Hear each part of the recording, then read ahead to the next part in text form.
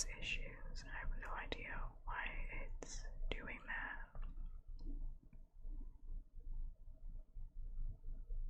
I'm waiting for everything to like fix itself. I don't know. Like, should I start stream again? I have no idea.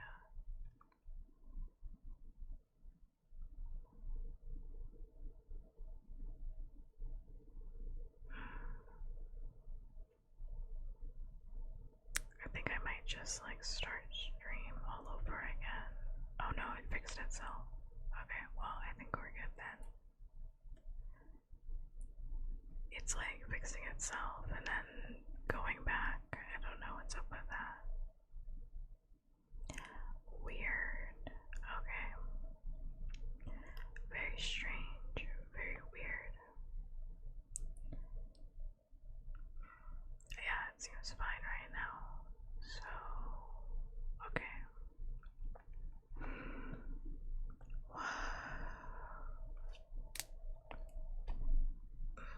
I'm really tired. I was debating canceling stream, but I am trying to just push through because I know I'm not gonna have days where I can stream every day, so I'm gonna just try to push through and stream as much as I can while I can, because I know I'm not gonna be able to do it a lot moving forward.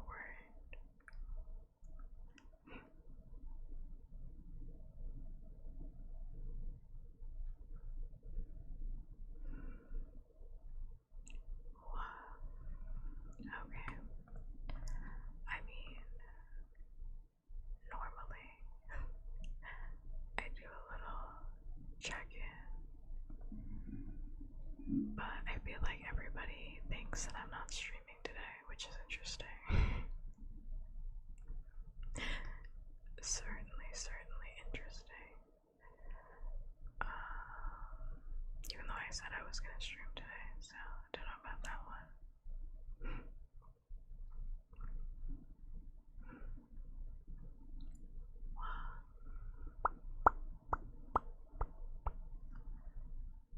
But yeah,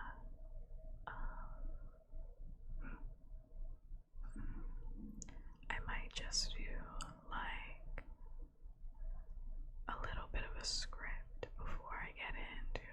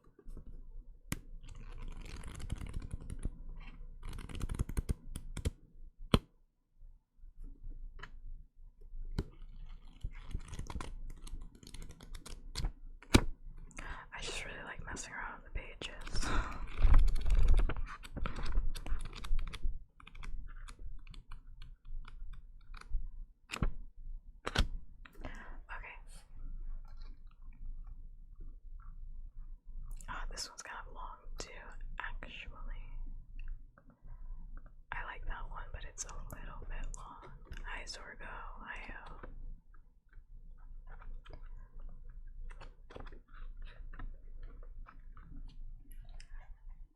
But I also feel like if I start with a script, then it throws off the entire stream when I'm not even doing scripts tonight. So, you know, I'll just vibe out for the next maybe like 30 minutes, an hour, not quite sure. Oh, Rosaria, thank you for the follow. I hope you're having a good day, good night, wherever you are. I hope that it's good. I'm gonna add a heart in your honor.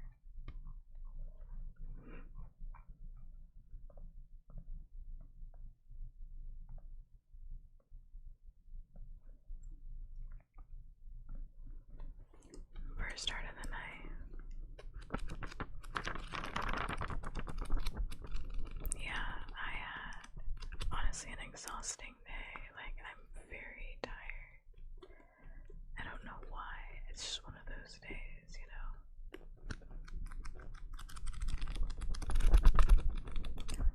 Where you just feel really heavy and your entire body is just not cooperating. Yeah, it's one of those days for me.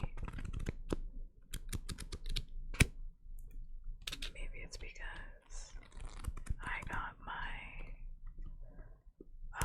medication for my chronic illness yesterday, and it just hit my body like a freight train today. So all I wanted to do all day is just go to sleep. I didn't do anything. I didn't do anything. I was so sleepy, tired. I ate and then I was like, it's time for me to go back to bed. And I was gonna be productive. And then I was like, you know what? Fuck it. I was like, fuck it, sometime.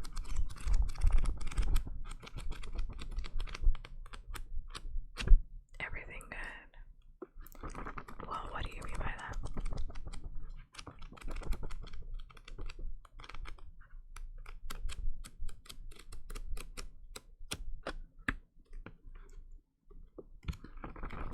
It depends on what you mean by that, you know.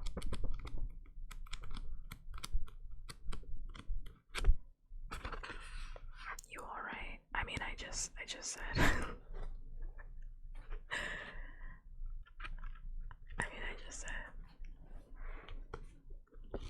I took my medication for my chronic pain yesterday, so I'm just feeling drowsy, that's all.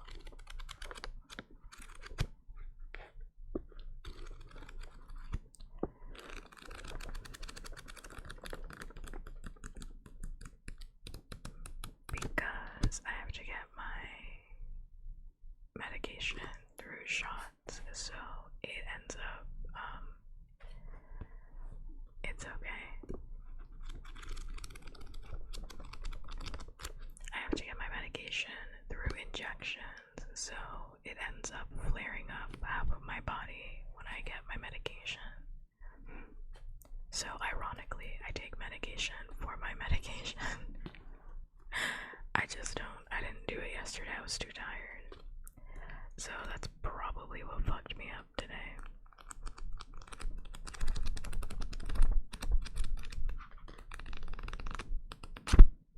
Why is that last page flipping so heavy?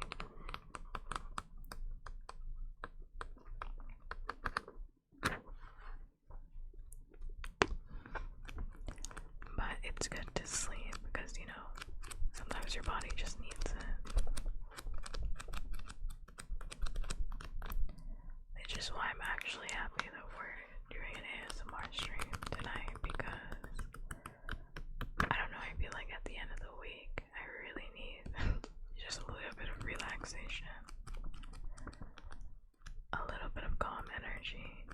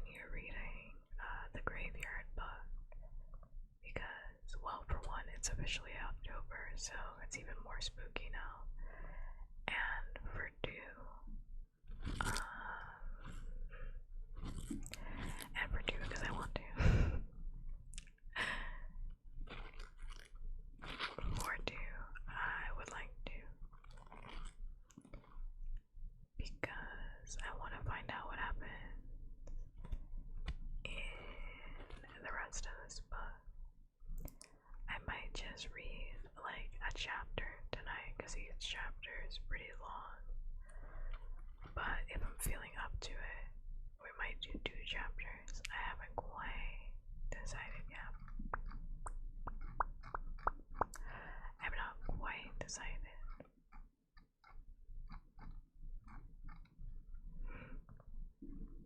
But I think that's what it's gonna be.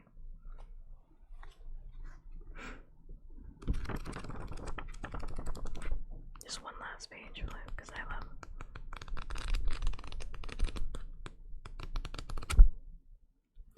doing that with a paperback. It's so nice.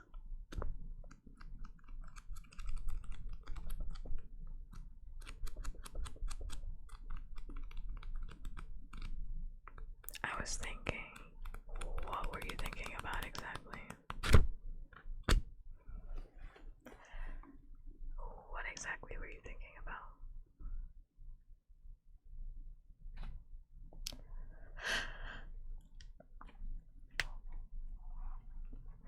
I'm already sleepy. Or I'm still sleepy, either or. Already still sleepy. The same thing, basically. What? Oh, I just clicked the wrong thing.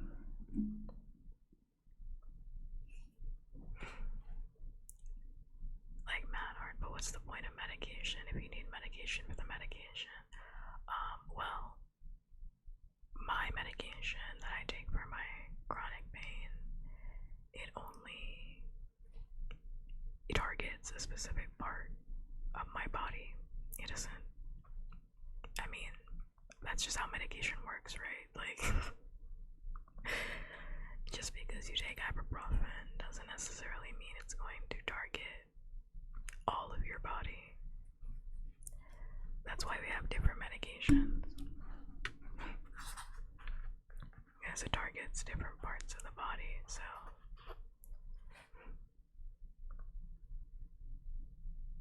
for me, it targets the pain that I get in the lower half of my body. But because I get it as an injection, it gives me, yeah, yeah. I mean, that's why we have, like, you know, aspirin, ibuprofen, Advil. I mean, NyQuil, Dayquil. Is not all medication is universal, so.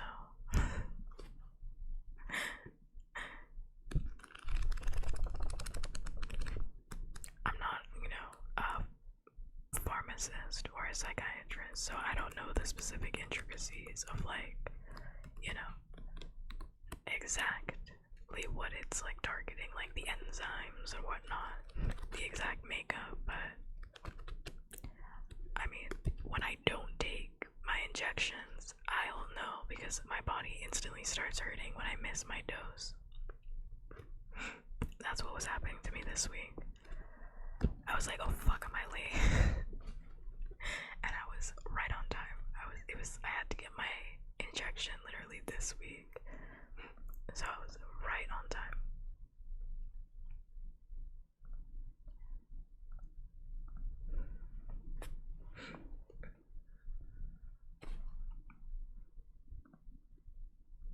So probably by like next week I'll feel perfectly fine. It's just this week I'm like going through it. But I know medication works half the time. I don't think that's it. I literally just think it targets different parts of the body, right? I don't know if it's like medication isn't working because sometimes people have like higher tolerances than other people, because I know for me, over the counter ibuprofen doesn't work for me because I have a high tolerance to over the counter ibuprofen, unfortunately. So, but that doesn't mean that it doesn't work for like other people, like it does, but specifically for me it doesn't, so I have to take different medication, stronger medication.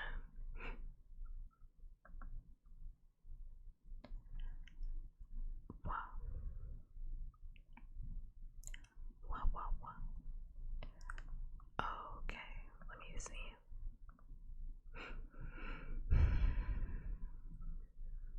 Let's see. Where did we last leave off? That's what I mean. Well, I mean, you kind of phrased it like it only works half the time, which which is why I kind of said it like that.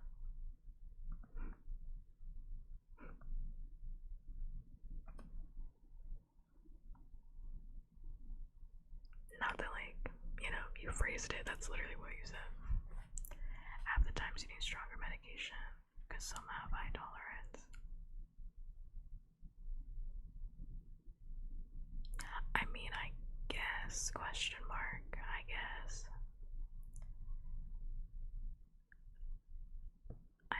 I guess. Like, I guess. I know what you're saying, but the way you're saying it is like odd. Like the way you're saying it is odd, but I understand what you're saying. I guess.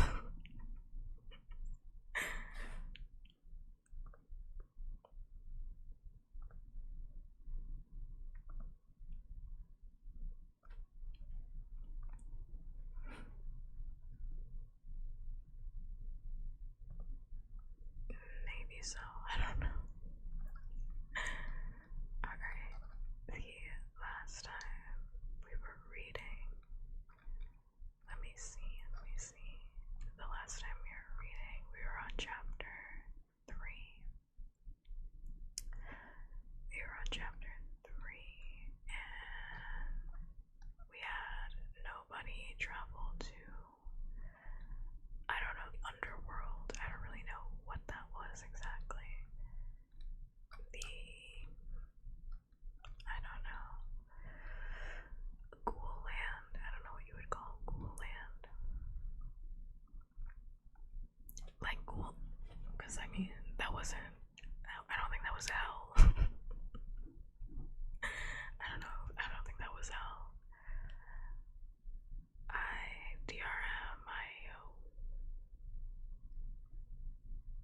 I pressed Joe. It's like, I don't think that was hell. So, I guess Ghoul Land is what I'm just gonna have to call it.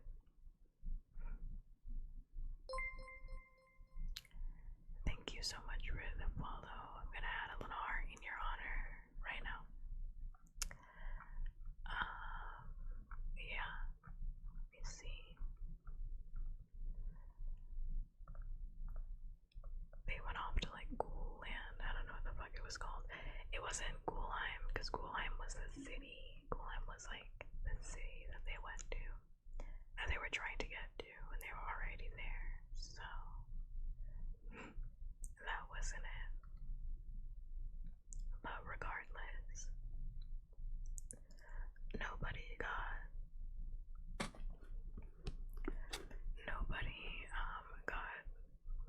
kidnapped by ghouls. Essentially, this poor child got kidnapped. I gotta know what this is. I mean, we did it in the last book reading, so you can watch the VOD for the last book reading, and then you can catch up to where we were. Oh, just the Kirby. I mean, like, I'm pretty sure all of my redeems just tell you, if you read, they tell you what they do.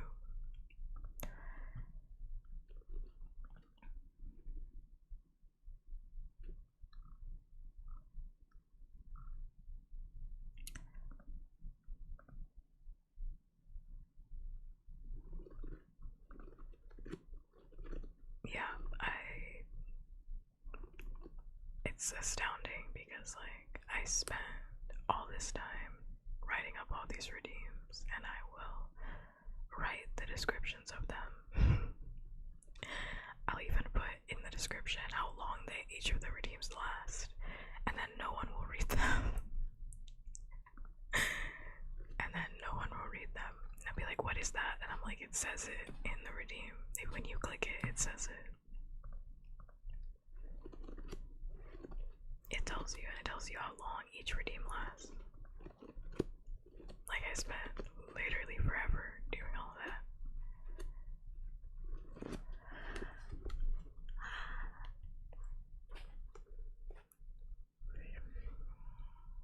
No, it's okay. I just think it's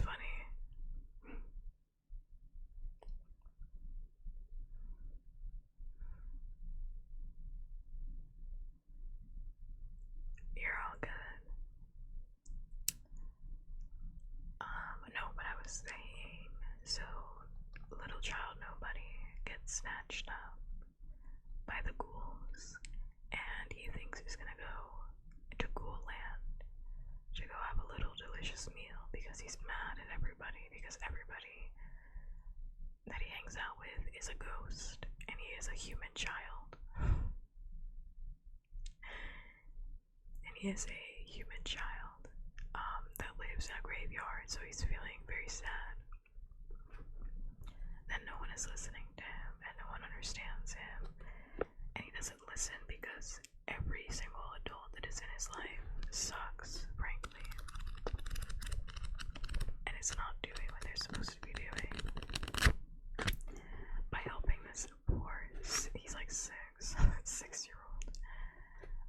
So he gets Pinocchioed by these ghouls and they trick him into going into Ghoul World.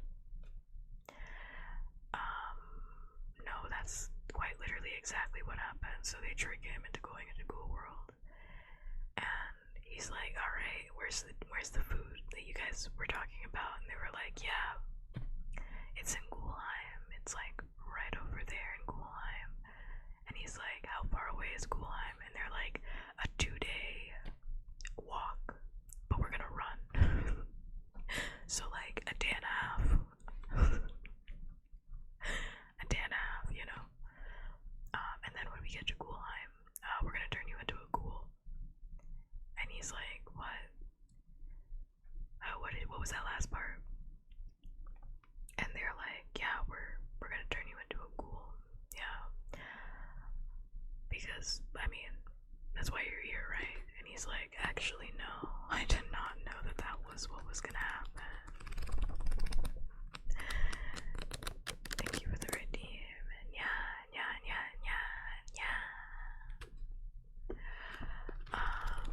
He's like, "Actually, I don't want that at all. I actually like being alive. I don't want to be a ghoul."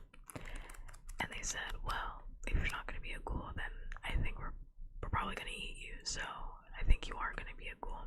And they kidnap this 6-year-old. And this 6-year-old has to use what Miss Lepescu, who was taking care of him while Silas was gone, who was his teacher over the summer, taught him, because she taught him how to ask for help in all these different languages, including languages of the dead and creatures of the dead. So he asks a creature of the dead, a night gaunt, for help because he's like, "I'm gonna die here and I don't want to die here." And the night gaunt grabs Miss Lepescu, who we find out is actually what was the title of the last chapter? It was, I think it was something, what was it? A Hound of God, which is a really fucking cool title. Hound of God, like it kind of goes hard. That kind of goes hard in the pain. So, as a Hound of God, she is able to go into differing locations, including where the ghouls are located, and she saves Bod from the ghouls that were trying to kidnap him. And she tells him point blank period, in the middle of the night, they were talking about how they were gonna beat your brains in. Which is again an insane thing to tell a child after you save them from certain death. Very insane. She says, "Yeah, you know, they were," I'm trying to find the specific dialogue that she says. She's like, "Yeah, in the middle of the night, they were talking about grabbing a big rock and beating your brains in." Yeah, I was like, I did not forget that happened. Because I remember when they were like at night and they were like, "What is that in the distance?" And it was Miss Lepescu, but we didn't know that yet. But, damn, where is it? Where is it?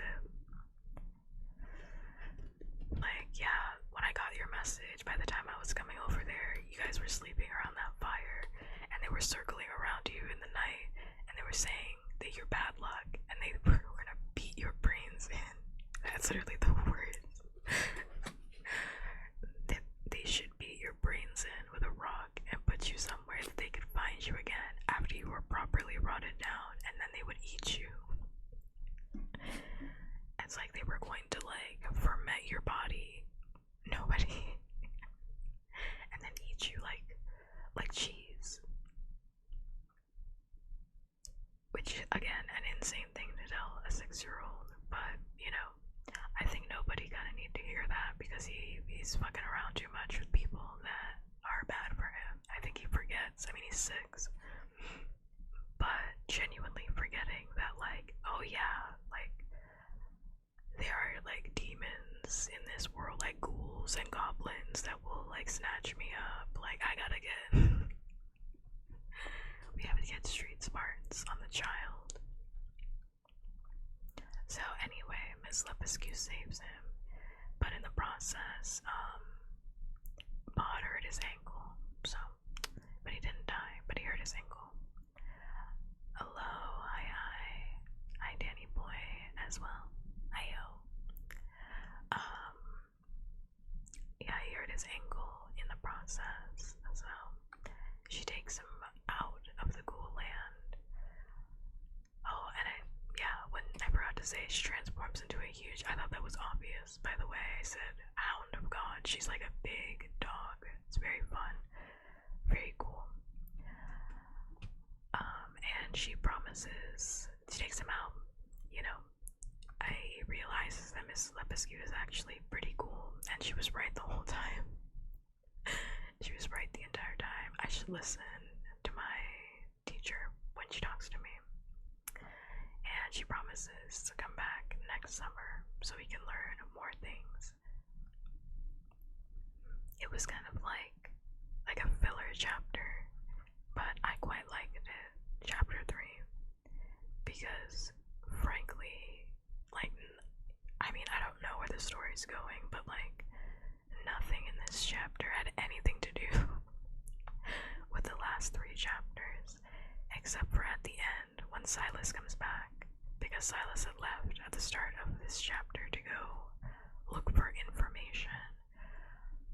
Because in chapter 2, when they had gone inside of the mausoleum and they had found all of that insane shit downstairs, and then nobody told Silas, hey, I found all this creepy shit in the mausoleum. And he was like, that's really fascinating, and then said nothing more about it.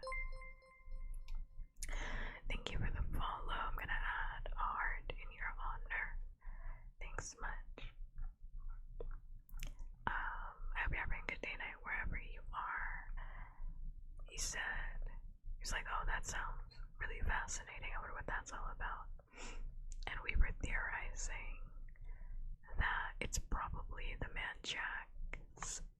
Like, it's probably associated with the man Jack, who, if you haven't been here for the last couple of streams, reading streams, and you're like, who the fuck is the man Jack? The man Jack is the man that murdered nobody's parents and his sister, his entire family. In the first chapter of the book, the man Jack murders his entire family as nobody is a baby, and the only reason that nobody escapes is because he is an inquisitive child that just happened to exit out the door and go to the graveyard and was safe. So we were thinking that he's probably associated with the man Jack because the man Jack said that he's a part of a covenant and he was hired to kill that entire family, and he only missed the baby and he was very mad about it. So yeah, at the very end, Silas of chapter 3, Silas says on his vacation or his excursion, he also learned things while he was out. He heard rumors and he heard things. He learned things. So possibly, maybe he has more information about the man Jack. Murdering children is something. He did it very calmly he did it very calmly in chapter 1. Like, chapter 1 is kind of told from the man Jack's perspective. For the most part, it makes me want to read it. It's a good book so far. It's a good book. It's kind of told from his perspective, from the most part. But yeah, he's like, and then the man Jack is like mad about it because he's like, damn, I didn't get that fucking baby. Like, he's mad. Like, he's mad about it. He's like, oh, he's like praising himself. He's like, I'm such a good killer. Which respectfully disagree because we kind of panned out the timeline in our last stream. Because, okay, the man Jack says, I have to recap all of this, but like the man Jack says that he had years to plan out the murder, right? Like he had years. He was hired by the Covenant, or he works for the Covenant, and they gave him years to plan out this murder, and that night was apparently the perfect night to do it. But I think that's bullshit. That can't have been the perfect night to pull out that murder, because nobody was a baby that night that his whole family got murdered. He was no more than 6 months old, which means the man Jack had years before then, because he was like stalking the family, right? He had years before then to murder this family. Why did he wait until nobody was born to kill the family? I'm not saying that I'm an expert murderer, but that's just bad planning. I would have killed it. I'm just saying, I would have done it differently. Why did he wait until there was another body? That doesn't make any fucking sense. You're not a good murderer. That baby was probably stronger. Nobody doesn't have any powers. He's not like a superhuman or anything. He's just a child. I mean, like, now he has powers, but that's only because he has the graveyard's freedom, which he got after his parents were murdered. And as a baby, he walked out the door because the man Jack left the door open. The baby looked at him funny. No, because the baby was gone, because the man Jack, so the way the house was set up, is that, which is a horrible design by the way, but whatever, the man Jack murdered the mom, dad, and then the sister first, and the baby's bedroom was upstairs. So by the time he went upstairs, nobody was already gone, because he heard his parents being murdered downstairs. And well, he heard like a rustling, that's how they say it. It's like he heard something, the baby woke up, and because nobody was like, I love climbing, I love getting out of shit, a little inquisitive baby, he was like, I'm gonna climb out of my crib, which is something his parents were trying to prevent. They had this crib with like high ceilings, or like high what's the word for rods, to try and get no, which is very standard for a baby. If you've ever interacted with a baby, they love getting out of stuff. They love getting out of stuff, they love climbing stuff, they love running away from you, crawling away from you. So, because they're babies, they don't know any better. So nobody, because he was already awake, climbs out of his crib and then like rolls basically down the stairs. He like bumps down the stairs on his butt. And because the man Jack left the door open, because he was like, I'm gonna go murder, and it's gonna be easy, and it's a baby, so why do I need to do that first? Nobody leaves and exits out, so they actually don't ever see each other. Like, they don't, well, the man Jack does see him a little bit later when he's looking for him, because he's like, damn, I gotta go kill that baby. He's like, where the fuck did the baby go? Because then he goes upstairs and he's like, he has his knife ready and he's like ready to stab this baby. And he's like, oh, baby's not here, damn. And he sniffs out the baby. And he's like, the baby's at the graveyard bed, but it was too late because the mom, the family basically, so the family was so heartbroken about what happened that they appeared as like apparitions, because the mom was so panicked, because she did basically like a head count and she was like, wait, my husband's here, my daughter's here, where the fuck is the baby? That means the baby's still alive, holy shit. So holy shit, he's gonna go murder the baby. So the mom goes to the graveyard, and at the graveyard, I'm recapping, so like at the graveyard, also hi Mac, at the graveyard there's a couple, the Owenses, they're ghosts, and they're like, ooh, a baby. They're like, ooh, a baby, what the fuck, a baby's not supposed to be here, that's kind of weird. And they see Mrs. Owenson sees the mom, and she's like, "Oh, is this your baby?" And the mom is like, "There's a killer that's coming to like kill my baby, so if you can like protect him in any way, shape, or form, that would be so swag." And the Owenses are like, "But we're ghosts," and she's like, "What the fuck does that have to do with what I just said?" So what does that have to do with anything I just asked you to do? So while the man Jack is like hauling ass, he's like trying to break into the graveyard because the graveyard is locked up because it's literally the middle of the night. He's like trying to sneak up, trying to hop over the gate and everything because the baby is in there. His mom, nobody's mom, is like negotiating with Mrs. Owens, being like, "Hey, can you take care of my baby?" And Mrs. Owens is like, "I've always wanted a baby." I've always wanted a baby, so can we have a baby? Can we seems like the universe just dropped this baby into our lap, Mr. Owens, and Mr. Owens is like, "I'm not ready to be a dad," and I'm not ready to be a dad.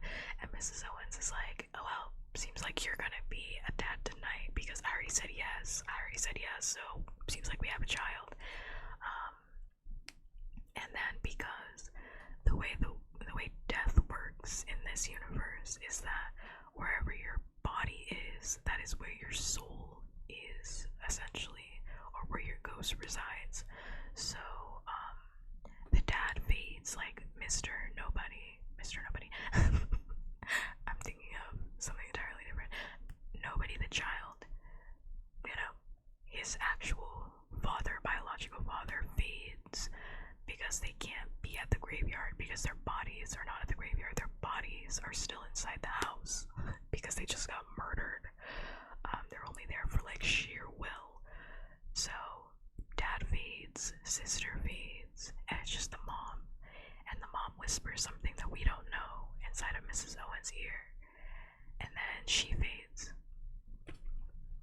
Because you can only be, again, in the same spot that your body is, where your bones are. So they're like, she was like, "I had to protect my baby in those like 10 minutes that I had, and now I don't have any more time, so I guess I'll never see my baby again." Which is absolutely heartbreaking. I hate to see it. So the Owenses end up taking Nobody. They name him Nobody because he's actually just an unnamed baby because we don't know what his original name is, at least right now. So the Owensons end up taking him and they fight with the entire graveyard because they're like, the graveyard people, the ghosts, are like, "What do you mean you have a live baby?" And they're like, "Yeah, we just found him on the ground. We found him on the ground and he's ours now.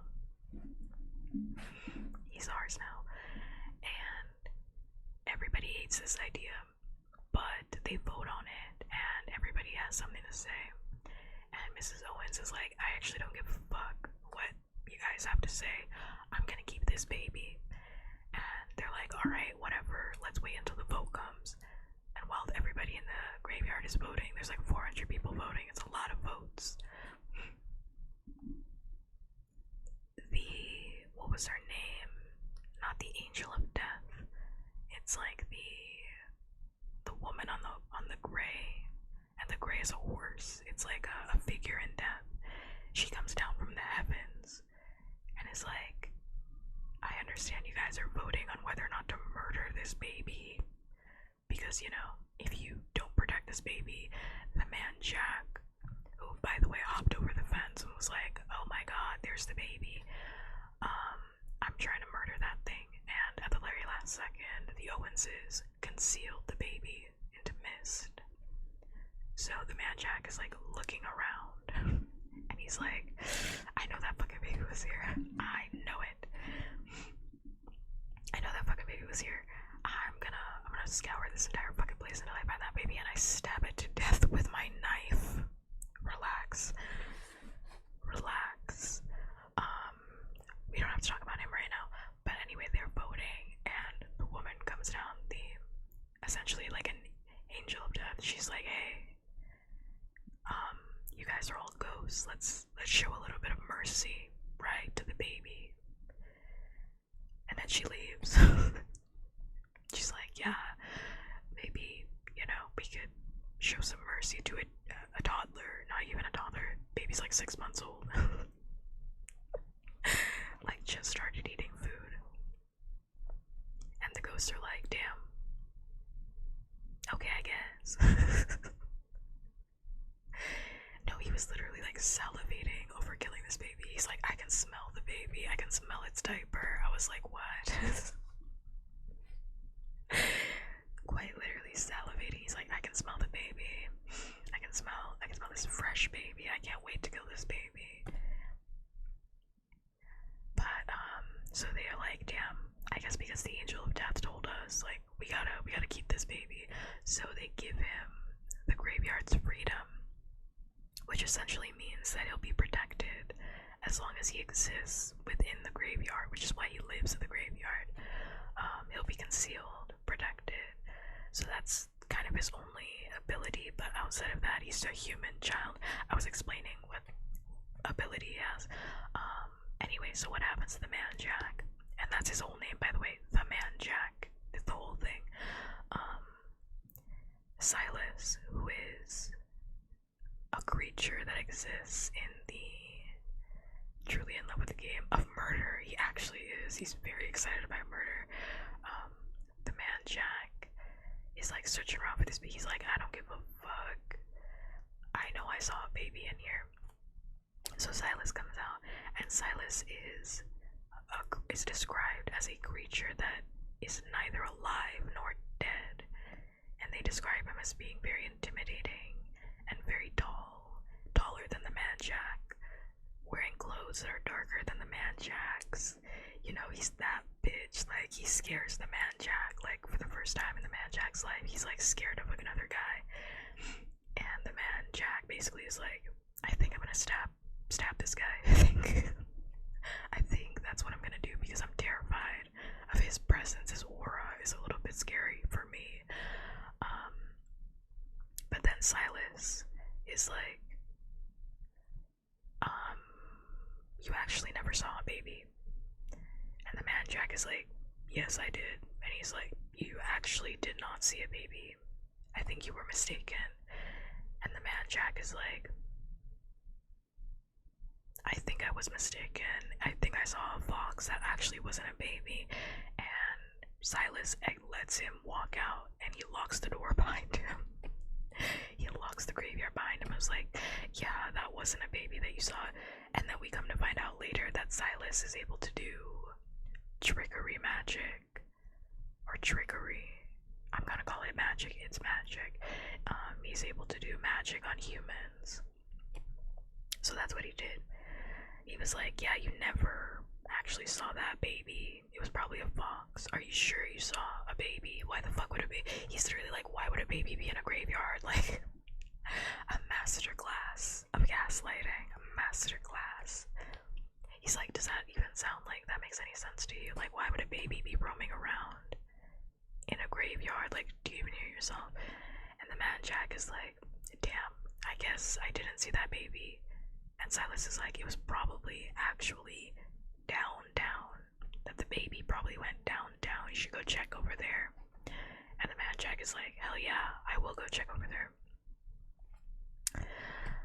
And anyway, the man Jack is like, I'm pissed as fuck, because why the fuck was I in that graveyard when the baby clearly went downtown? Now I've lost the baby.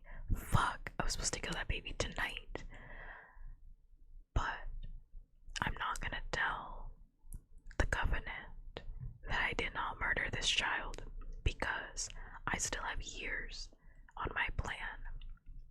I still have years, is what he says. What does that mean? I don't know. I think it just means that he's a bad murderer. I think that's what that means. And it probably means he's gonna get in trouble because he didn't kill Bod when he was supposed to. And that's the last time we heard of the man Jack. So that's the recap. That's where we're at. Those are essential characters. We have the man Jack, nobody, otherwise known as Bod, who is 6 years old and he lives in the graveyard. His parents are Mr. and Mrs. Owens, who are ghosts.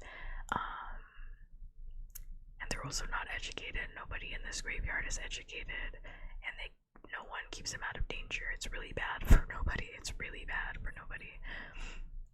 Nobody's greatest wish is to learn how to read because his parents, the Owenses, never taught him how to read.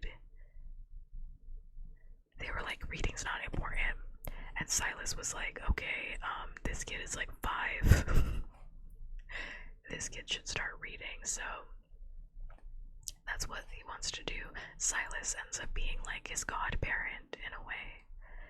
Oh yeah, he's living off of food from 7-Eleven. Like, he's never had a home-cooked meal until Mrs. Lepescu brings home some soup. And he's like, what the fuck is this? Killing babies is hard. Not to me, but I'm just saying, I'm built different than the man Jack. I would have completed my task. That's all I'm saying. If I was in this situation, I would have, you know, I would have succeeded, is all I'm saying. He's a bad murderer. His plan just doesn't make any fucking sense.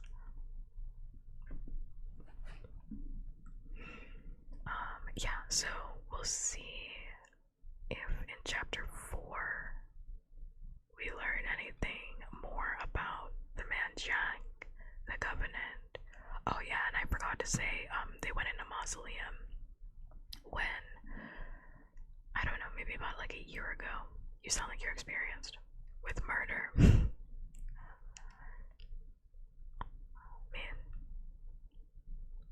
They went in a mausoleum. They went in a mausoleum that was apparently housing a creature that was waiting. What is it waiting for? I don't know. But nobody and his dumbass little friend that actually ended up moving to Scotland, so she's not even here anymore. What was her name? Charlotte, I think it was. Or was it Scarlet? Scarlet or Charlotte? One of those. It doesn't matter because she's in Scotland, so she's not coming back. She was like, I want to, you know, experience a mausoleum, and he was like, I can get you in one. I can get you in there. So they go into the worst fucking mausoleum, down into a hole deep inside of this mountain that the graveyard is built on top of. And they come across snakes called the Sleer that are talking about housing some stuff for their master until their master comes back, which was a knife, a goblet, and I think it was, I can't remember what that last object was, but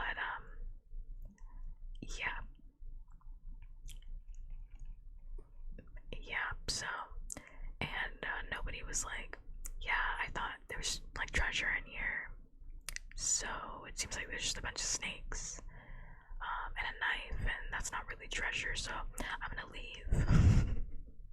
So him and his dumbass friend, they leave. I'm saying she's a dumbass. She's also 6 years old. She's also 6.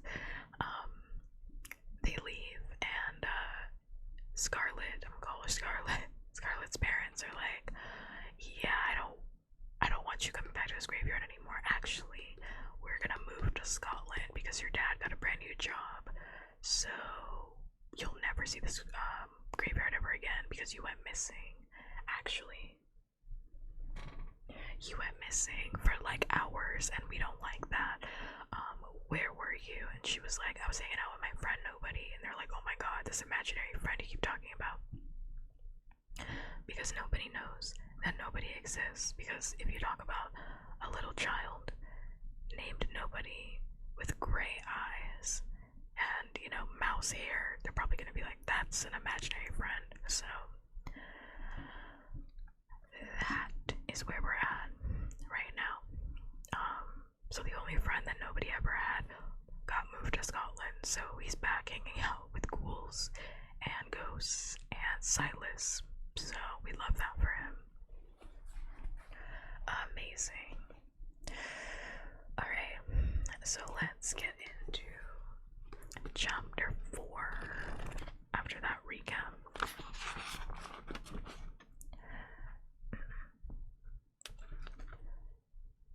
Chapter 4, The Witch's Headstone. Page 46.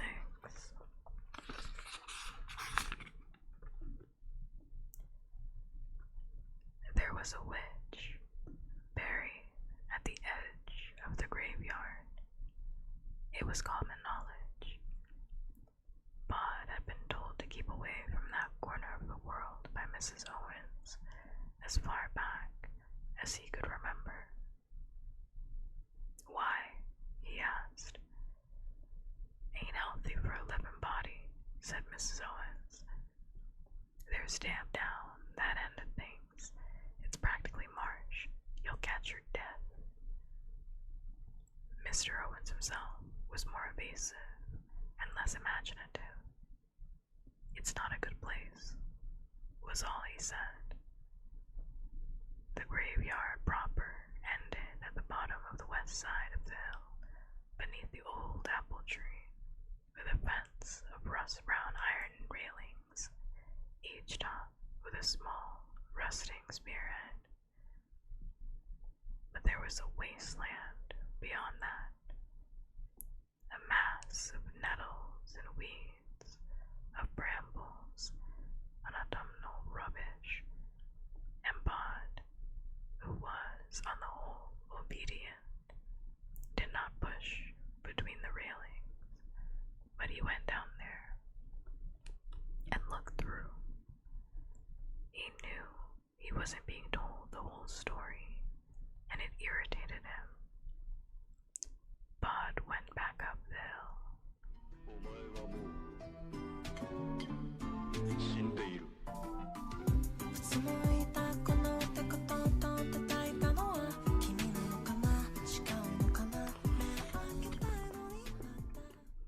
Hi, hello, thank you so much for the raid. Thank you. I really do appreciate it. How was the stream? Hi. How was stream? How are you? Unfortunately, you guys are getting it with the 1 hour ad break as soon as the raid happens. So I can wait until after, because I knew that ad break was coming up. It had been about an hour since I started stream, so I can wait until you're done with the ad and then speak.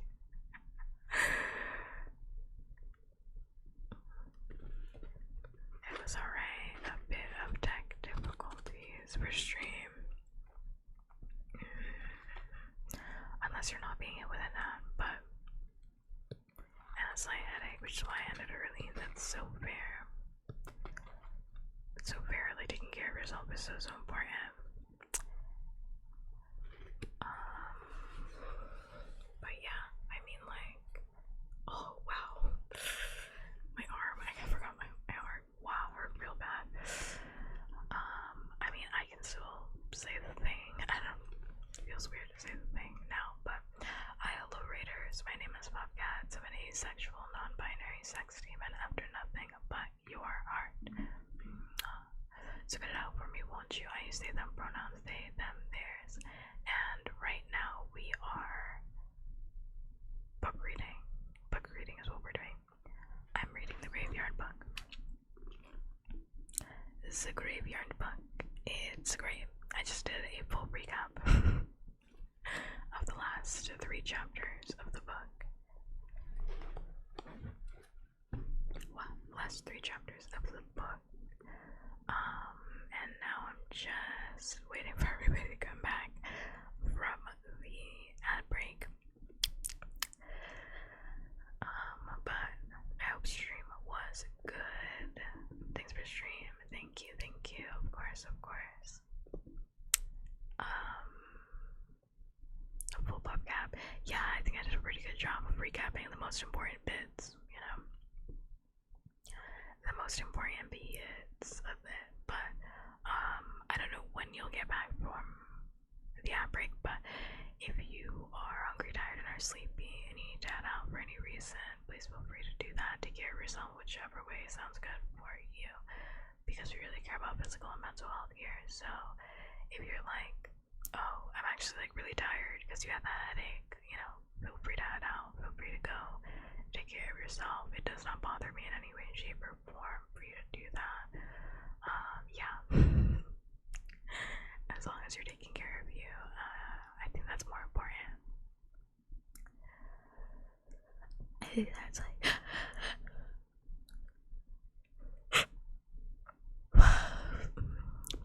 sorry, I'm also sleepy. I slept most of the day and it's like still not enough. I wish there was an extra day in between like Saturday and Sunday, because I hate the way the days are set up. I probably go to sleep because it's like, yeah, definitely go take care of yourself. Go do that. Go get yourself something to drink, to eat. You know, whatever you need to do, please go do that. I really appreciate the rain. I really, really do, and I hope you have a good rest of your night, okay?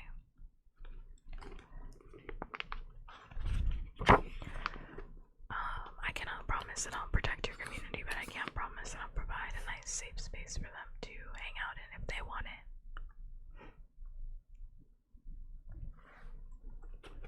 Alright, we're still on the first page of chapter 4.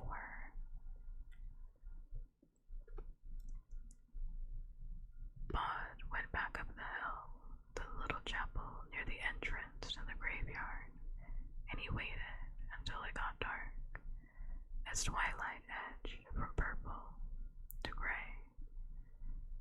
There was a noise in the spire, like a fluttering of heavy velvet, and Silas left his resting place in the belfry and clambered headfirst down the spire.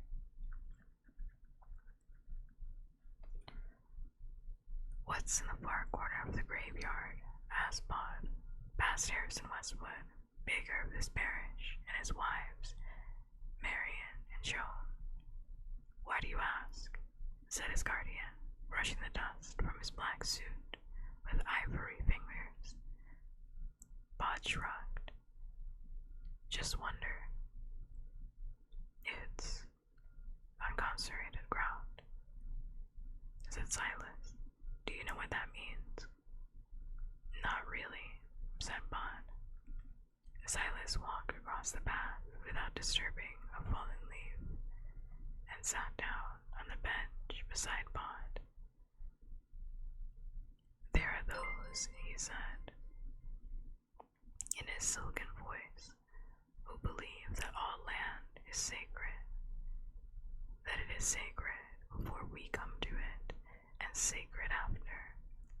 But here, in your land, they blessed the churches and the ground they set aside to bury people in, to make it holy. But they left land unconsecrated. Beside the sacred ground, potter fields, to bury the criminals and the suicides, or those who were not of the faith. Thank you, by the way, so much for the follow. I'm gonna add a little heart in your honor. I hope you're having a good day, night, wherever you are. I just wanted to make sure I finished my sentence, that was all.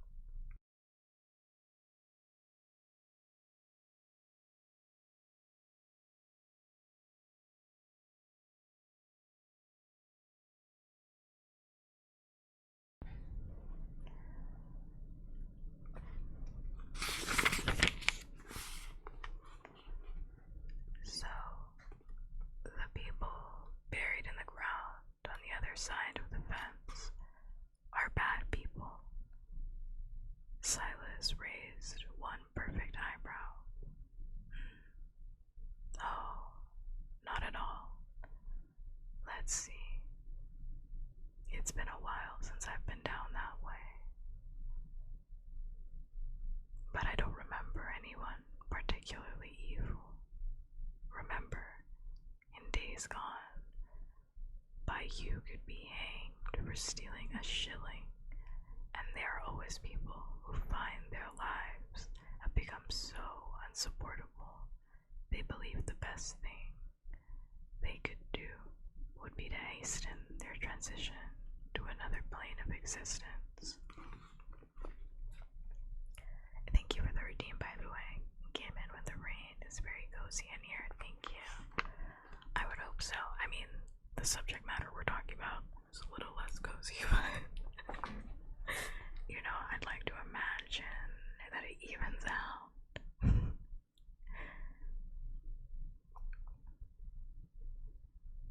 Yeah, it's okay. Wait, I'm gonna say what's written here. You know, a trigger warning for with this book for mentions of death, gore, child murder. I forgot to say that if you weren't here for my recap. Yeah. So in the first chapter, like the man Jack, who tries to murder a baby, like it's called The Graveyard Bug by Neil Gaiman.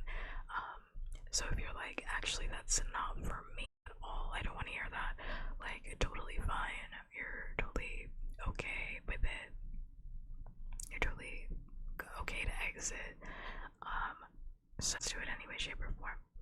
But like, trigger warning for anything related to death and graveyards, just know that, because I'm about to read stuff.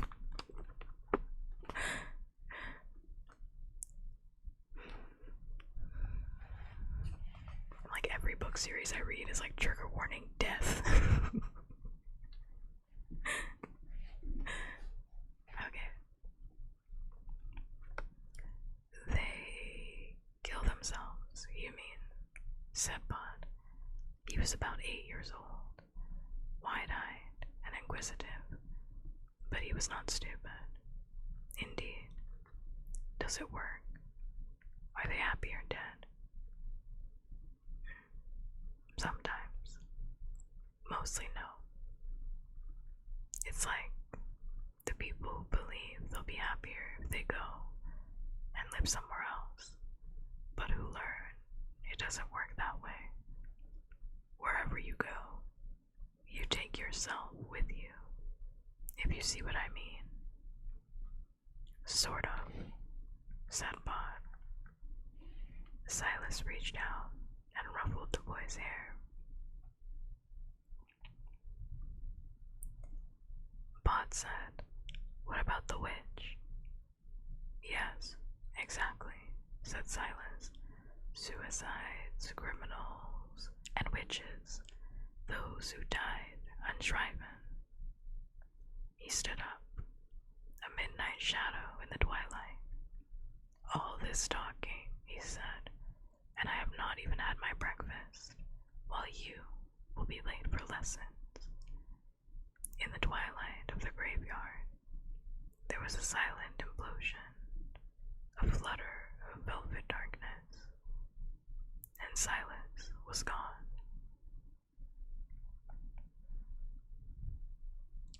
You know what? That is a question you can actually ask and answer for. I mean, like, you should also ask them, like, well, Silas should have already told him, like, hey, there's this guy called the man Jack who I met the night that your parents got murdered. He's the reason why we keep you in this fucking graveyard. He should probably say that. If he hasn't already said it, he should say that. I mean, that would be a great little, little story to tell this 8-year-old, because he should know that. But also, he's now 8, he's not 6 anymore, so we've had a 2-year time jump, because he was 6 in the last chapter, so there's been 2 more years. And I was also gonna say, because in the illustrations he looks like significantly older. Yeah, we're jumping. I feel like by the time the book ends, he's gonna be 25. He's gonna be so old. I hope not. Oh my gosh. But we'll see. The moon had begun to rise by the time Bond reached Mr. Pennyworth's mausoleum. And Thomas Pennyworth, here he lies in the certainty of the mocked, glorious resurrection, was already waiting was not in the best of moods. "You are late," he said. "Sorry, Mr. Pennyworth." Mr. Pennyworth done it. The previous week, Mr. Pennyworth had been teaching Bod about elements and humors, and Bod had kept forgetting which was which. He was expecting a test, but instead, Mr. Pennyworth said, "I think it is time to spend a few days on practical matters. Time is passing, after all." "Is it?" asked Bod. "I am afraid so, young Master Evans. Now, how is your fading?" Bod had hoped he would not be asked that question. "It is all right. I mean, you know." I also forgot to add. I was like trying to make sure I had streamed tonight, that I completely forgot to add my book. How do you know that I'm reading if I don't have my book? I just thought about that right now.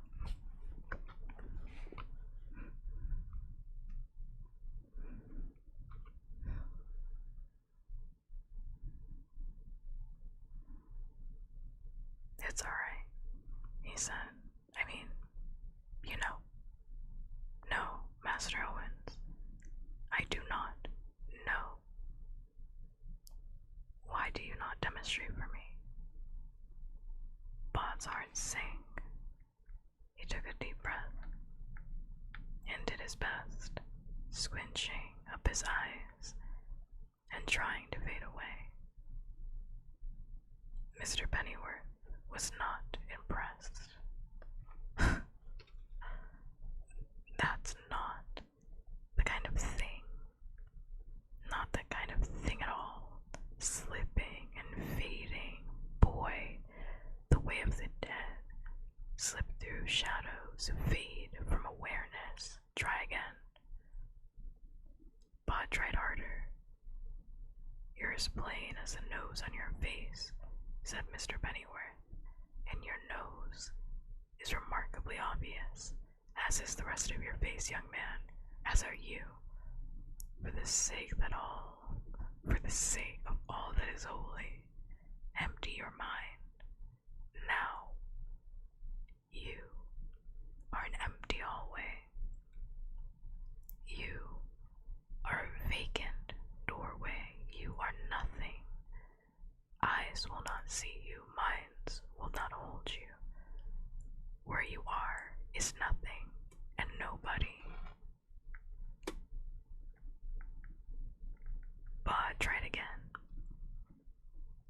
He closed his eyes and imagined himself fading into the stained stonework of the mausoleum wall, becoming a shadow on the night, and nothing more. He sneezed.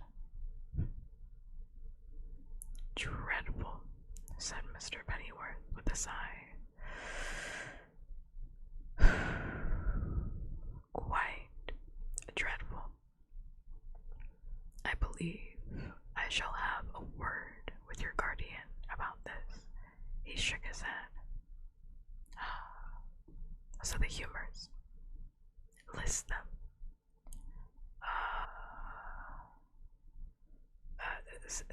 Sanguine, caloric, phlegmatic, and the other one, melancholic, I think. And so it went, until it was time for grammar and composition with Miss Letitia. Letitia Burrows. Miss Letitia Burrows, spinster of this parish, who did no harm to no man all days of her life. Reader, can you say likewise? No, I can't. I actually cannot say that I did no harm to any man. I actually take great pleasure in hurting famous in hurting most of the time, so no, I can't say that. But liked Miss Burroughs and the coziness of her, and that she could all too easily be led off the subject. They say there's a witch in unconsecrated ground, he said. Yes, dear, but you don't want to go over there. Why not? Miss Burroughs smiled, the guileless smile of the dead. They aren't our sort of people, she said. But it is the graveyard, isn't it? I mean, I'm allowed to go there if I want to. That, said Miss Burroughs, would not be advisable.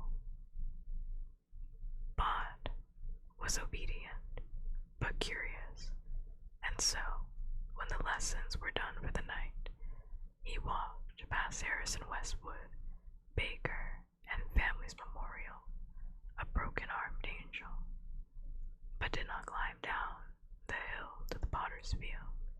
Instead, he walked up the side of the hill to where a picnic, some 30 years before, had left its mark in the shape of a large apple tree.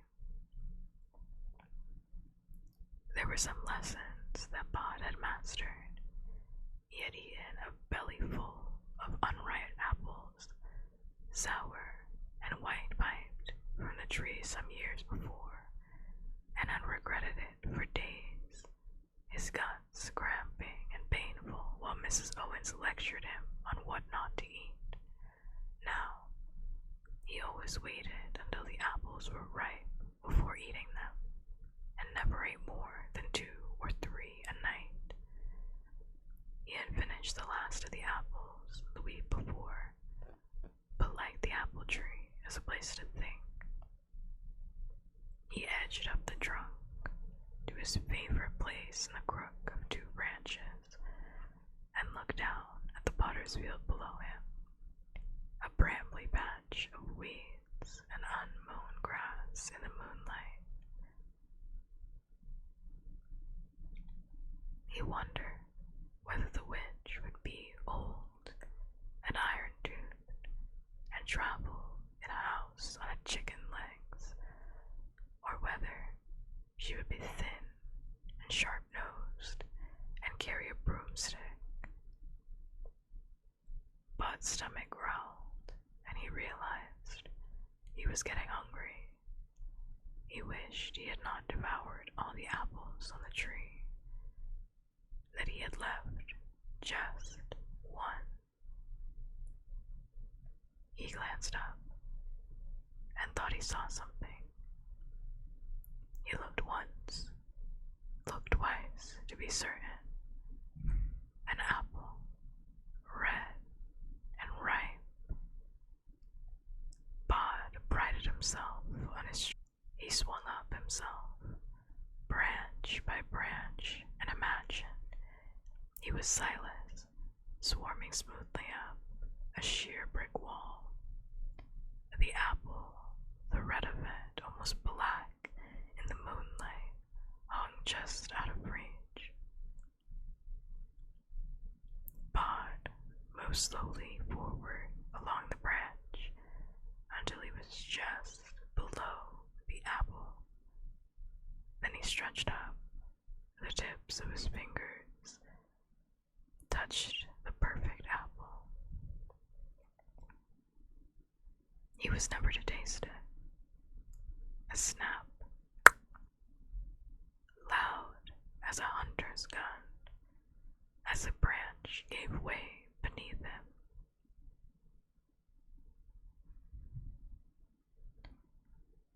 A flash of pain woke him, sharp as ice, the color of slow thunder, down in the weeds that summer's night. The ground beneath him seemed relatively soft, and oddly pushed a hand down and felt something like warm fur beneath him. He had landed on a grass pile where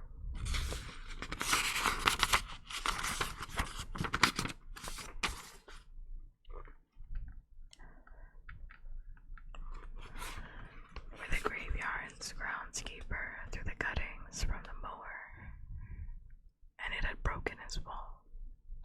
Still, there was pain in his chest, and he hurt his leg, as if he had landed on it first and twisted it. Bod moaned. "Hush, hushy, you hush, boy," said a voice from behind him. "Where did you come from?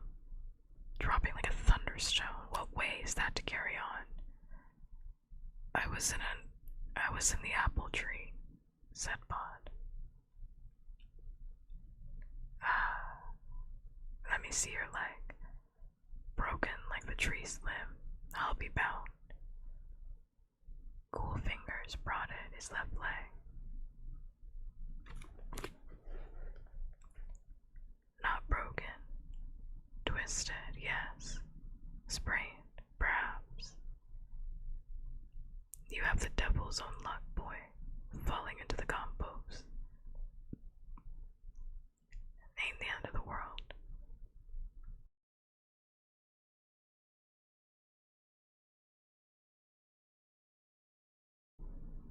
"Oh, good," said Bod. "It hurts, though." He turned his head, looked up, and behind him. She was older than him, but not a grown-up, and she looked neither friendly nor unfriendly. Wary mostly, she had a face that was intelligent, and not even a little bit beautiful. Okay, which is fucked up to say, alright.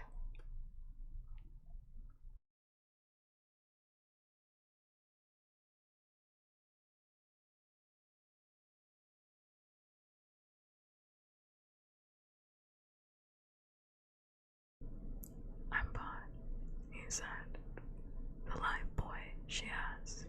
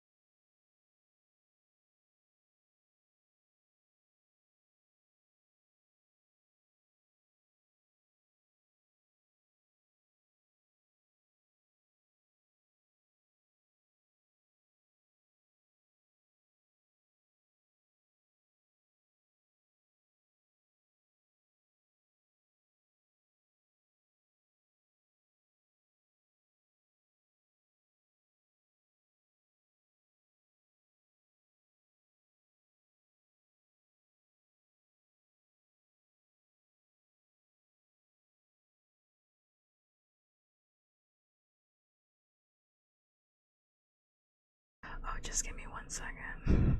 There's like loud. Just give me 1 second."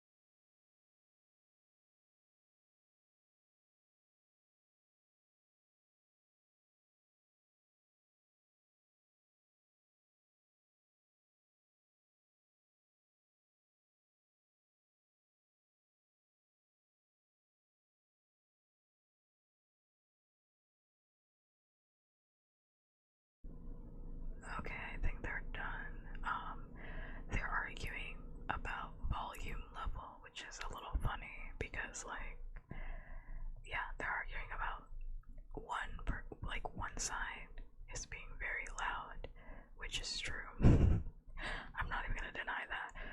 I mean, not that I am like biased in any way, shape, or form. That's their problem. I am not involved. So they're arguing about the volume level on both sides, and they were like, "Yeah, I think we're gonna fight." And I said, "Oh no." They said, if you're gonna make any more noise, we're gonna fight, and then you're gonna want the police to come here. I said, "Oh no, no, no, no, no." That's why I was like, let me mute that. I'm gonna mute up. I'm gonna immediately mute up. So, you know, if I end up ending stream early, it's because the police are here and they probably want to get a statement from me. So they probably are like, hey, what's going on over there? Are they a part of it? I'm not. I'm as quiet as can be, please.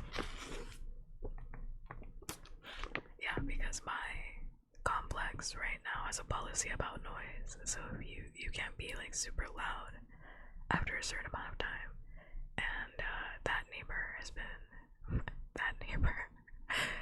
like really loud the entire time. So like it's been a whole thing. I'm telling you, I have so many story times.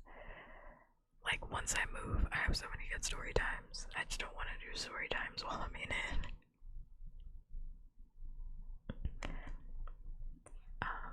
But yeah, okay. Now I gotta restart.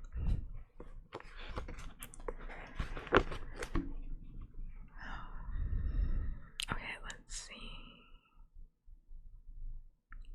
I'm just gonna reread that line. He turned his head, looked up, and behind him. She was older than him, but not a grown-up.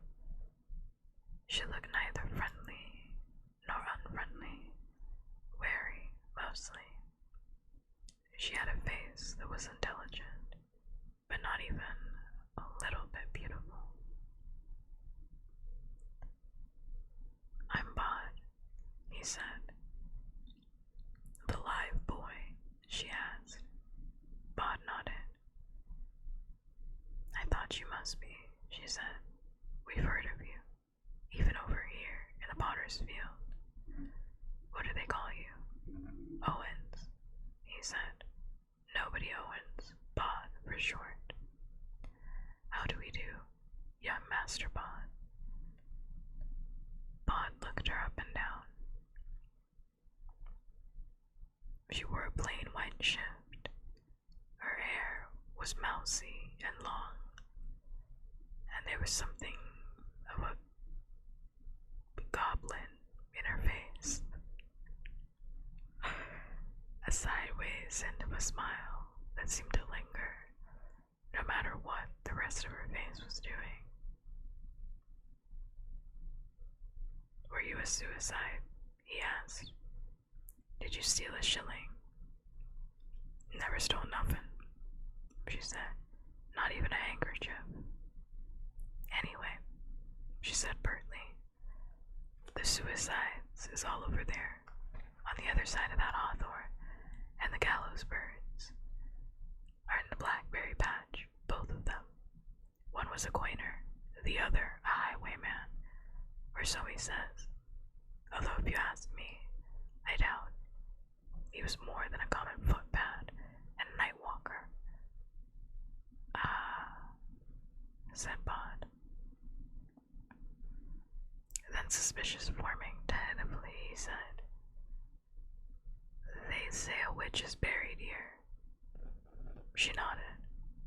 "Drowned and burned and buried here without so much as a stone to mark the spot." "You were drowned and burned." She settled down on the hill of grass cuttings beside him and held his throbbing leg with her chilly hands.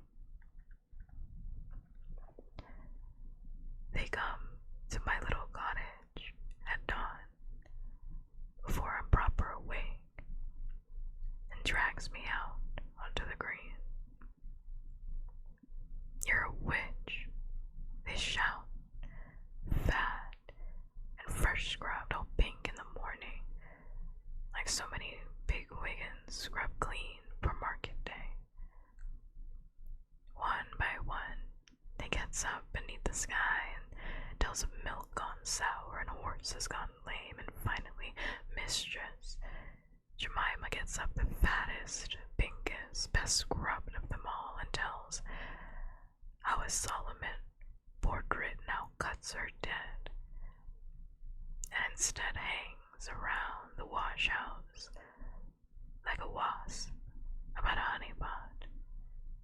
And it's all my magic, she says, that made him smoke. And the poor man must be bespelled. So they strap me to the cucking stool, and it forces it under the water of the duck pond, saying, if I'm a witch, I'll neither drown nor care, but if I'm not a witch, I'll feel it. And Mistress Jemima's father gives them each a silver ground to hold the stool down under the foul green water for a long time, to see if I'd choke on it. And did you?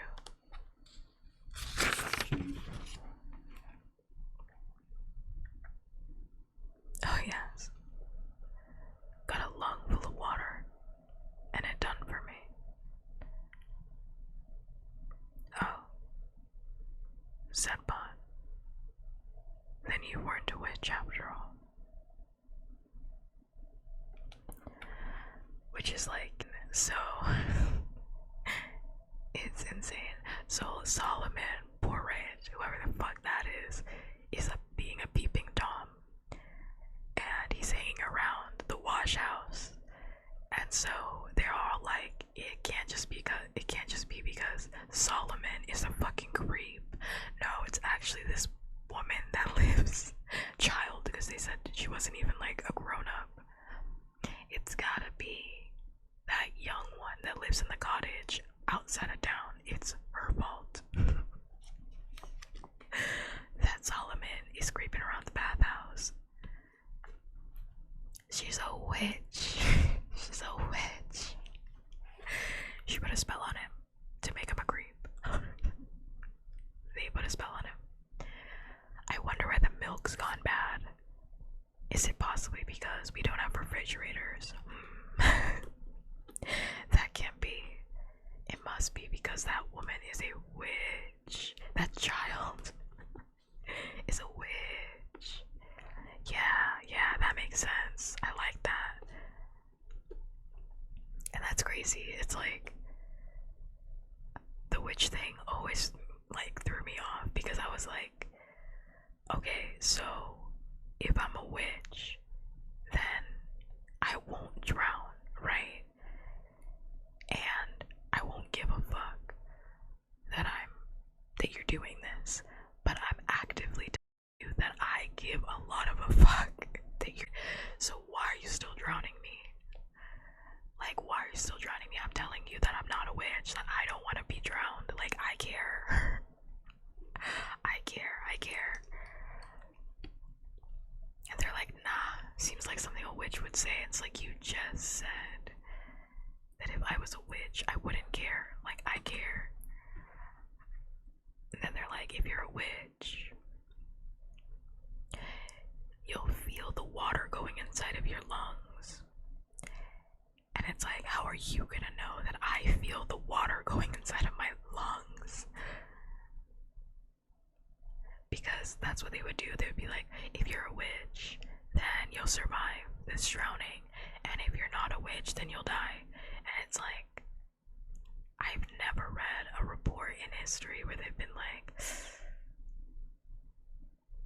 you know, they died, so I guess they weren't a witch. Like, I've never seen like a notebook or a journal where it's like, made a mistake on that one.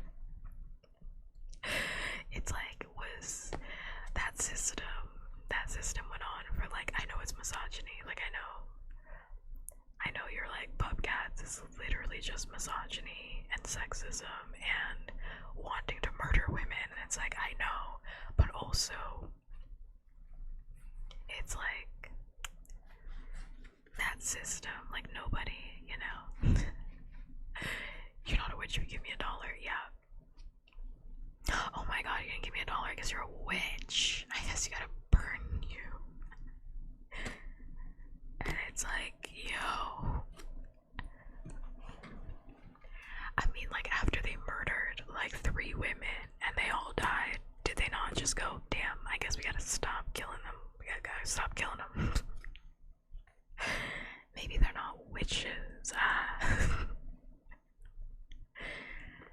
Like, you know, maybe the first one you could have been like, my mistake, my mistake, my mistake.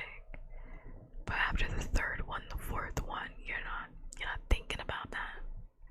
No reflection. Whoa.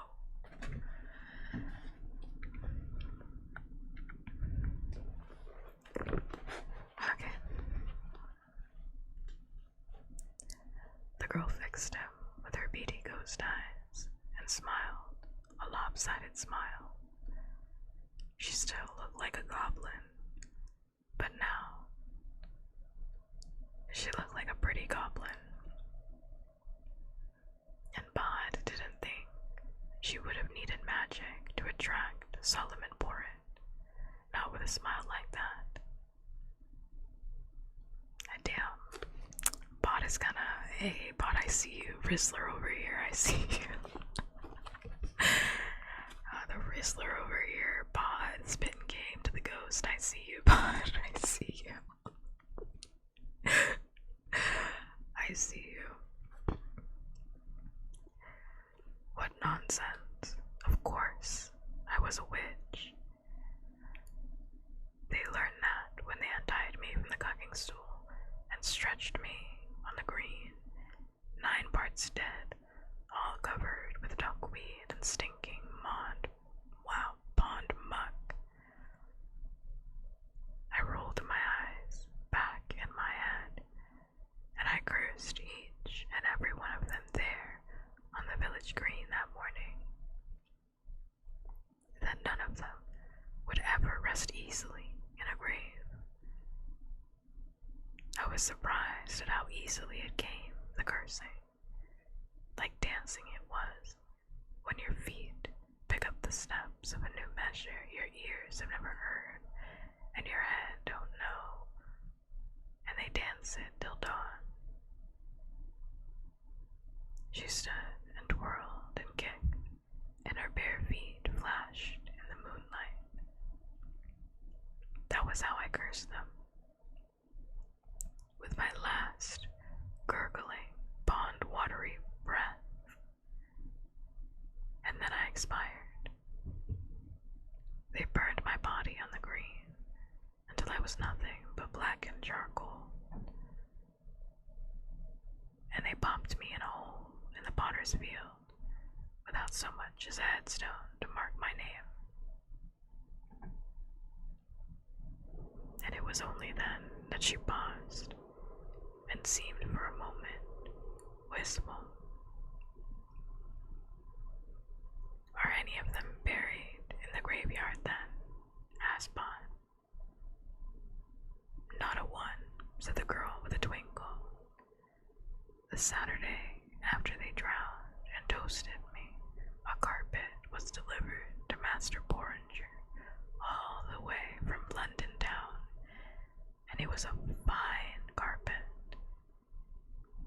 But it turned out there was more in that carpet than strong wool and good weaving, for it carried the plague in its pattern, and by Monday 5 of them were coughing blood, and their skins were gone as black as mine when they hauled me from the fire.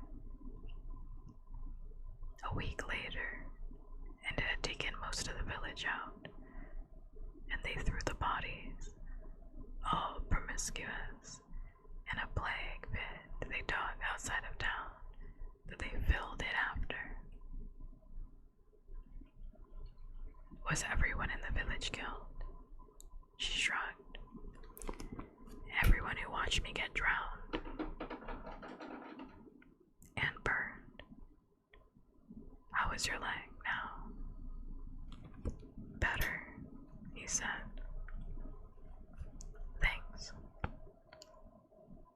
man stood up, slowly, and limped down from the grass pile. He leaned against the iron railings. So, were you always a witch? He asked. I mean, before you cursed them all. As if it would take witchcraft, she said with a sniff, to get Solomon Porrid mooning around my cottage, which Bod thought, but did not say, was not actually an answer to the question. Not at all.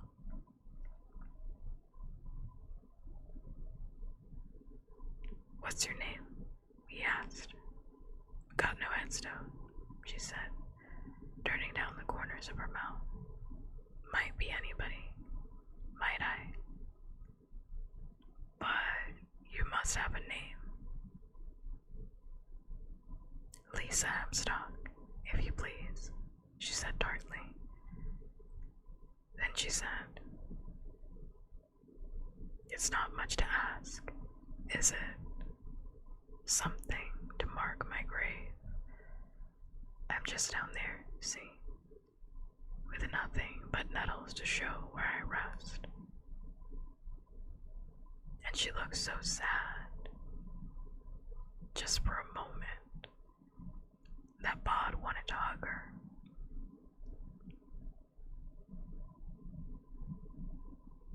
And then it came to him, as he squeezed between the railings of the fence, he would find Lisa Hemstock a headstone with her name on it.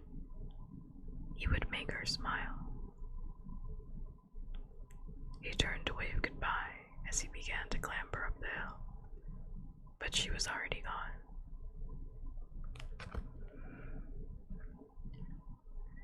There were broken lumps of other people's stones and statues in the graveyard, but Bod knew that would have been entirely the wrong sort of thing to bring to the gray-eyed witch in the potter's field.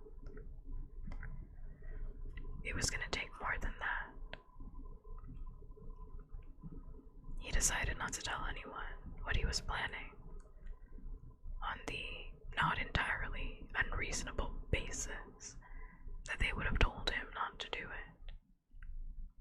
Over the next few days, his mind filled with plans, each more complicated and extravagant than the last. Mr. Pennyworth despaired.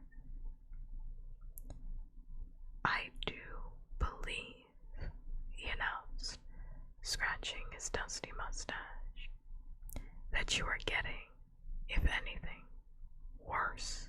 You are not fading. You are obvious, boy. You are difficult to miss. If you came to me in company with a purple lion, a green elephant, and a scarlet unicorn astride, which was the King of England in his royal robes, I do believe that it is you and you alone that people would stare at, dismissing the others as minor irrelevancies. I'm just gonna say, I unironically enjoy Mr. Pennyworth. I think Mr. Pennyworth is very funny. He's like, you're getting so bad that if you were in a crowd of the most obvious things of all time, you are the most interesting thing to look at. Like, why is he always roasting, again, this 8-year-old?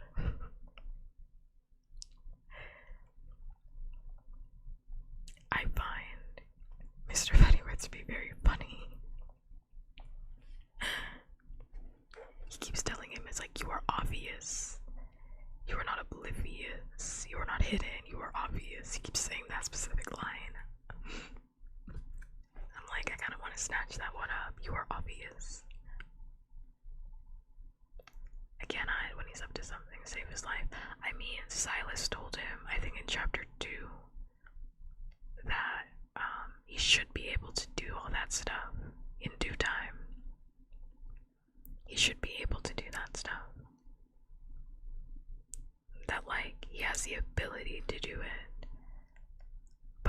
it's because right now he's thinking about that witch.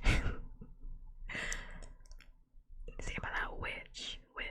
I mean, I don't know if I trust her. I'm just gonna throw that out there. I don't know if I trust her. Maybe she is an innocent, person, but I didn't like the way she was talking at that last little part. I didn't like that. Where he had asked her, he's like, were you always a witch? And she was like, I didn't need to be a witch to make that man fall in love with me. And it's like, that's not what I said. That's not what I asked. Why did you ask the question? Like, also, it's like, I don't know. I don't trust her. I don't trust her. But then again, I don't trust anybody around. Nobody. I really don't. I think nobody needs to like stay away from all these ghosts and ghouls. Like really, truly. Like he doesn't know any better. I feel like he's about to get taken advantage of. I love the Graveyard book. It's really good so far.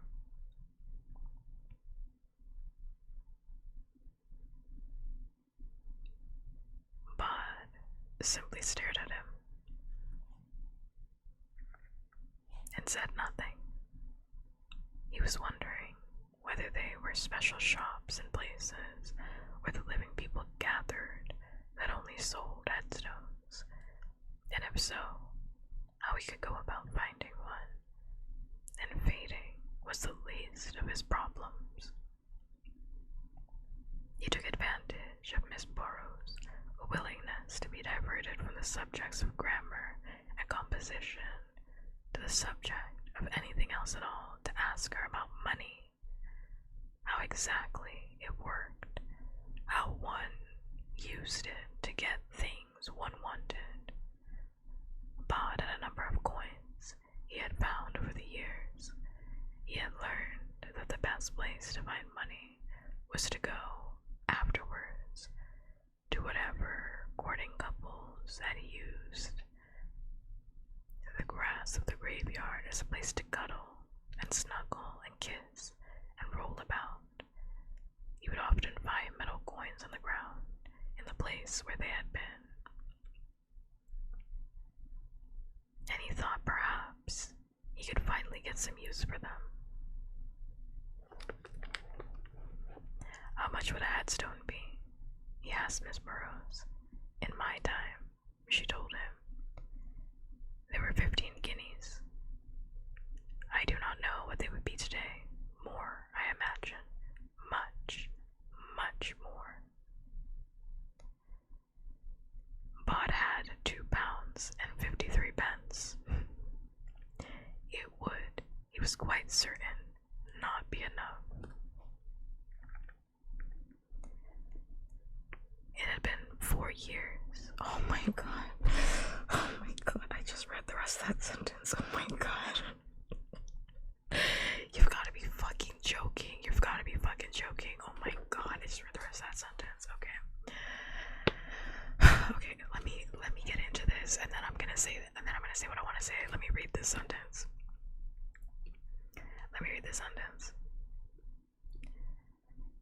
It had been 4 years, almost half a lifetime, since Bod had visited the Indigo Man's tomb, but he still remembered it. He still remembered the way. Okay, what I'm understanding here is that Bod is a hopeless romantic, and I need him to get it the fuck together. Like, somebody needs to tell him. I read that sentence, and I was like, there's no fucking way this kid is gonna go inside the mausoleum again.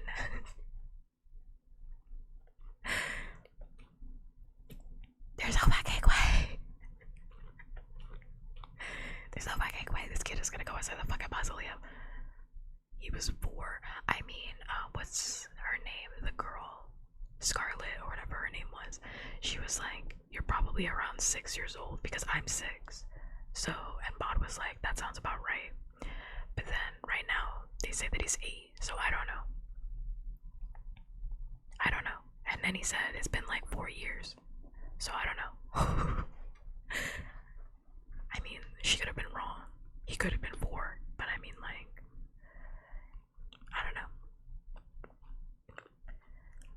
it's supposed to be like vague on purpose, I would imagine. I'm so annoyed though. The first time he went inside that fucking mausoleum is because of Scarlet, and now he's going inside for the goddamn fucking witch. Like, bod and women need to not interact ever again.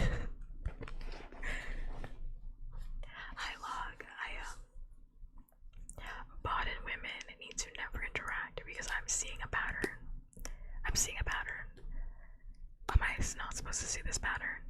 Like, I don't want to throw this 8-year-old underneath the bus right now, but it's like when you were 4 years old, you went inside that dank ass mausoleum because she was like, I want to explore, I want to see it, and he was like, okay, because you're my friend, I guess I'll let you go. I guess I'll go for you. And now he met this goddamn witch in an area that he's not even supposed to be at. And he's like, I want to see her smile. I want to see her smile. Oh, Bod. What Bod needed was a black mother. What Bod needed was an African parent. The Owenses were not doing it. I'm so sorry. The Owenses were not doing it. They were not doing it. Because if Bod had my parent, I mean, my parent is singing, but if Bod had my parent, this would have been an entirely different book. An entirely different book. What do you mean you're going back into the mausoleum? What? But I feel like I am Walter White and I'm screaming inside of the fucking van. I'm like, Bod, don't go in the Sleer. Don't hang out with the Sleers. Come on. You're awakening something that you do not understand. Oh my god, get away from there. Get away from there. He's about to rob a mausoleum for a girl that he doesn't even know the actual name of. Like, what if that's not even her name? She just said that. She just said she doesn't know what her name is. What if that's not even her name? What if that's somebody else's name? What if she's lying and he's about to buy this headstone? I don't know, and she's gonna put like a spell on him or something. I don't know.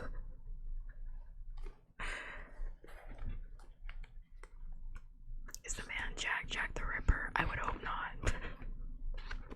I would hope not. That'd be kind of lame.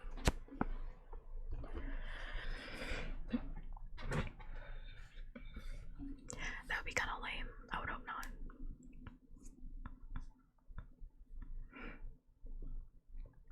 I wouldn't like that. Not one bit. I wouldn't like that. I wouldn't like that at all. Whoa. Okay, let's finish. I'm so annoyed. I cannot believe he's going back inside. Like, I'm so mad. I cannot believe he is going back inside of that mausoleum after, what was his name? I almost said Caneus. That's not it. Caius. Was it Caius? Caius was like, yeah, there is a being inside of that mausoleum that is waiting for something. And then Bod was like, what is it waiting for? And Caius was like, I don't know. All I can feel is that it is waiting and that it is really intense about waiting for that thing. And it's like, bitch, why are you going in there? That's why I'm like, the Owenses are doing such a bad job at raising this kid. I'm sorry. I gotta give them a negative score on raising this child. I don't care that Bod is still alive, so they should probably get like a 1 because, you know, they didn't kill the boy. So realistically, I guess they would get a 1. Realistically, they should get a 1. And it killed people. Well, actually, we found out last time that the guy that died down there, he was scared to death by the Indigo Man, who was fake. He was like a scarecrow. and he slipped and he died. So that's how he died. But it's still, but it's still weird that like Silas did not tell him, hey, don't go back in there. I know Owens could just like do it anyway, right? Like, I think that's my problem, right?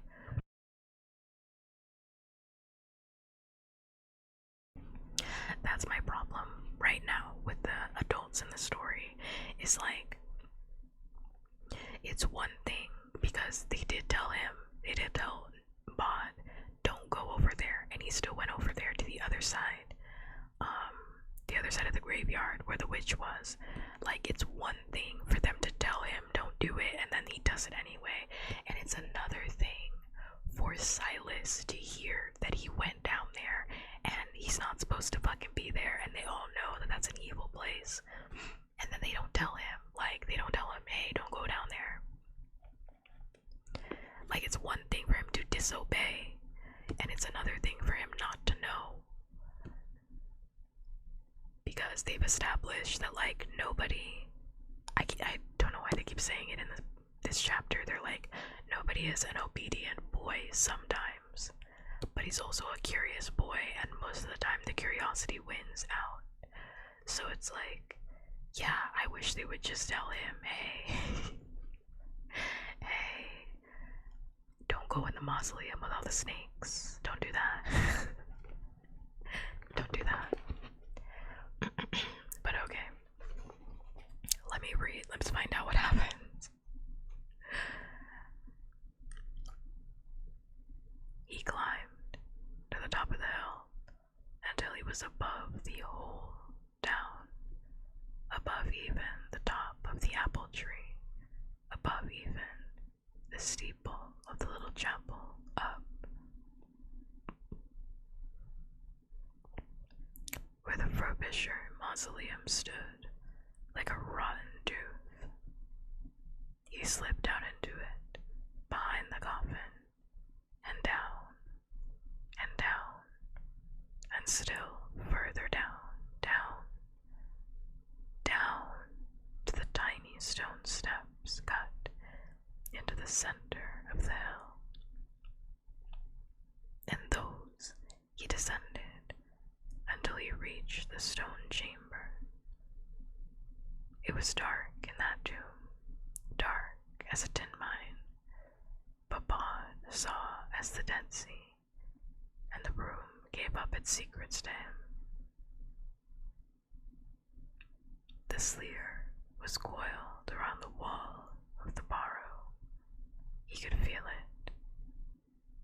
It was as he remembered it, an invisible thing, all smoky tendrils, and hate, and greed. This time, however, he was not afraid of it.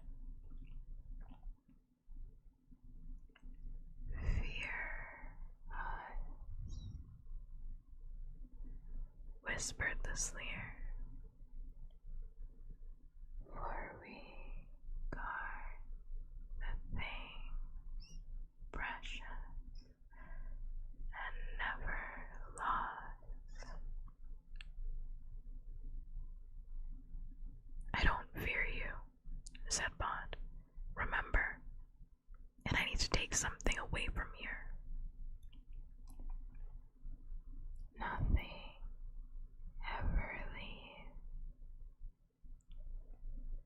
came the reply from the coiled thing in the darkness.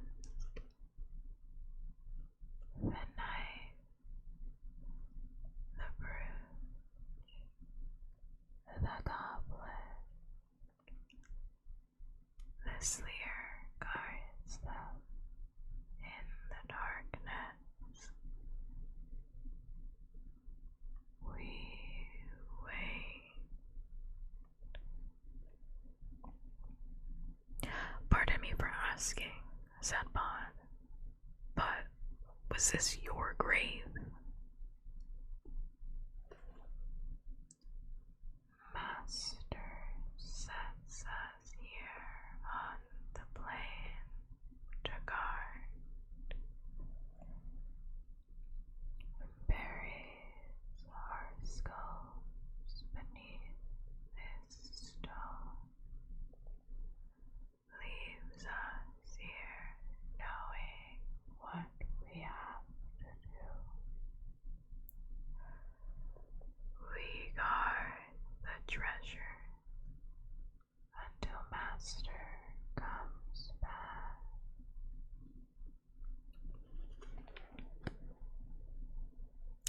expect that he's forgotten all about you, pointed out Bod. I'm sure he's been dead for ages himself. Once again, this child.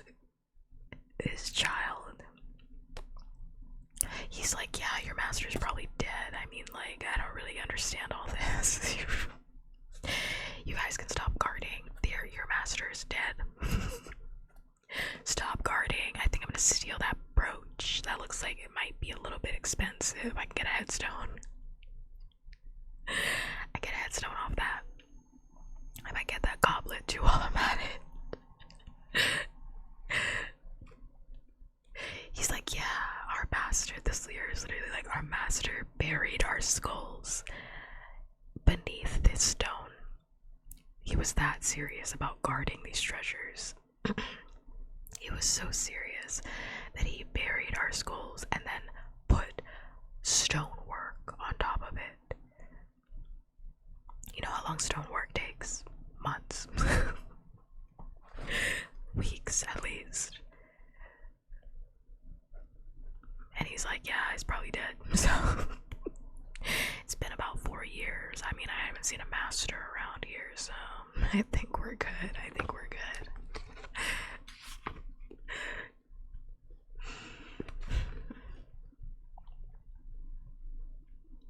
We are this lair. We guard. But had wondered just how long ago you had to go back before the deepest doom inside the hill was on a plane. And he knew it must have been an extremely long time ago. He could feel the sleer winding its waves of fear around him, like the tendrils of some carnivorous plant. He was beginning to feel cold and slow, as if he had been bitten in the heart by some arctic viper, and it was starting to pump its icy venom through his body. He took a step forward, so he was standing against the stone slab.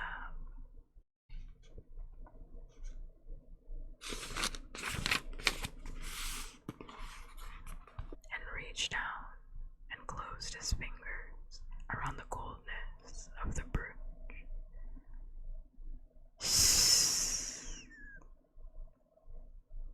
Whispered the slayer. We guard that for the master. He won't mind, said Bod. He took a step backward.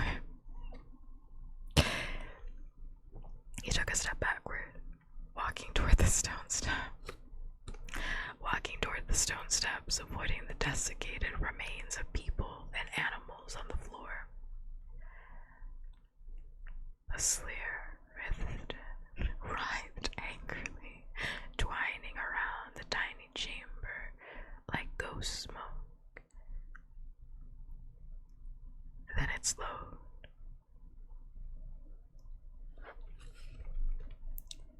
It comes back, said the sleer in its tangled, dribbled voice. Always comes back. Bod went up the stone steps inside the hill as fast as he could. At one point, he imagined that there was something coming after him, but when he broke out of the top into the Forbisher's mausoleum, and he could breathe the cool dawn air, nothing moved or followed. Bod sat in the open air on the top of the hill and held the brooch. He thought it was all black at first, but then the sun rose. Then he could see that the stone in the center of the black metal was a swirling red. It was the size of a robin's egg, and Boz stared into the stone, wondering if there were things moving in its heart. His eyes and soul deep in the crimson world. If Bod had been smaller, he would have wanted to put it into his mouth. Bod is so real for that. That's the realest sentence I've heard all book, the entire book. Ooh, pretty stone. I should put this in my mouth. The stone was held in place by a black metal clasp by something that looked like claws, with something else crawling around it. He's like, I mean, I see this brooch looks like a demonic token, you know? I see this brooch looks like a demonic token, but that headstone is not gonna pay for itself. That headstone is not gonna pay for itself. Let's go. Let's go. Come on. Oh yeah, the swirling red stone the size of a robin's egg. That didn't throw him off. The black metal didn't throw him off. You know, the snakes, the ghost snakes, the smoke snakes, I should call them. You know, the ones that were like, yeah, we guard that for the master, and it always comes back. That didn't scare him. Instead, he was like, alright, I gotta leave, I gotta bounce.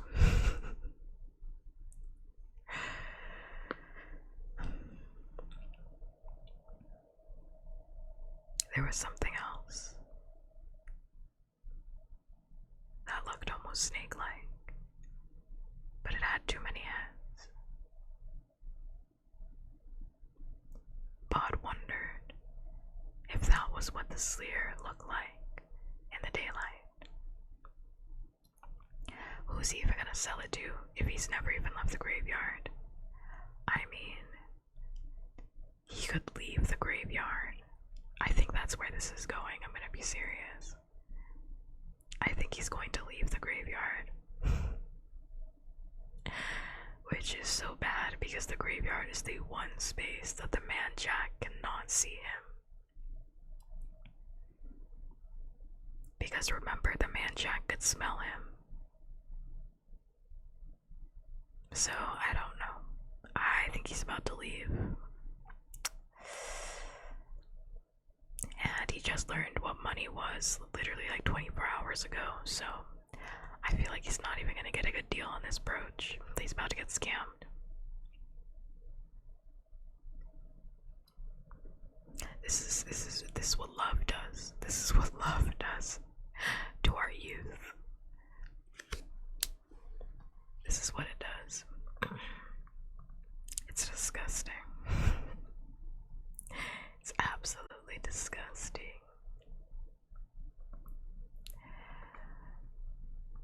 He's about to get $5 for this brooch. $5, I tell you, $5. It's terrible. It's absolutely terrible. I honestly don't even trust this fucking witch, too, because I'm like, he's about to get double scammed. Is how I'm thinking about it. I'm like, I think he's about to get double scammed. I don't know. Maybe she's, I don't know. Maybe she's actually good, but like, this is not. I don't trust this. Something about this feels weird. I don't know.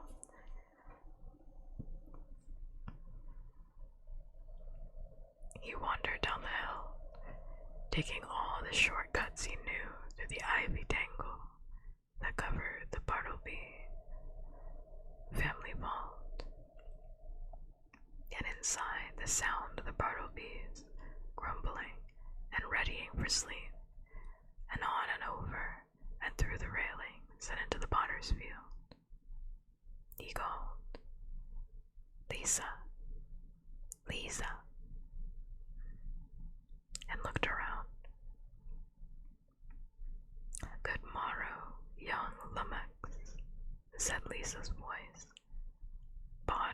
see her, but there was an extra shadow beneath the hawthorn tree, and as he approached it, the shadow resolved itself into something pearlescent and translucent in the morning light. Something girl-like, something gray-eyed. I should be decently sleeping, she said. What kind of carrying on is this?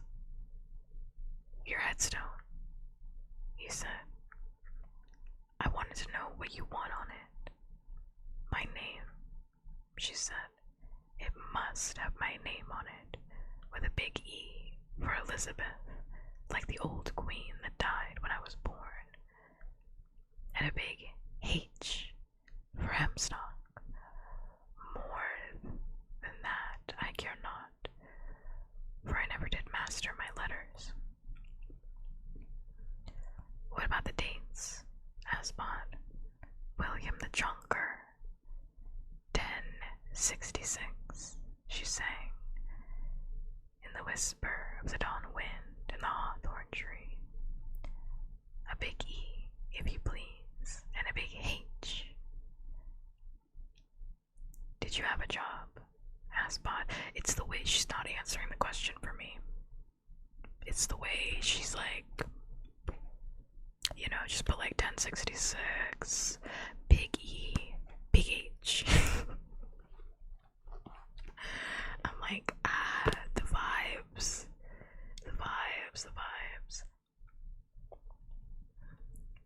Did you have a job? Asked Bond. I mean, when you weren't being a witch. I done laundry, said the dead girl. And then the morning sunlight flooded the wasteland, and Bod was alone. It was 9 in the morning, when all the world is sleeping. Bod was determined to stay awake. After all, he was on a mission. He was 8 years old, and the world beyond the graveyard held no terrors for him. Clothes. He would need clothes. His usual dress of a gray winding sheet was, he knew, quite wrong.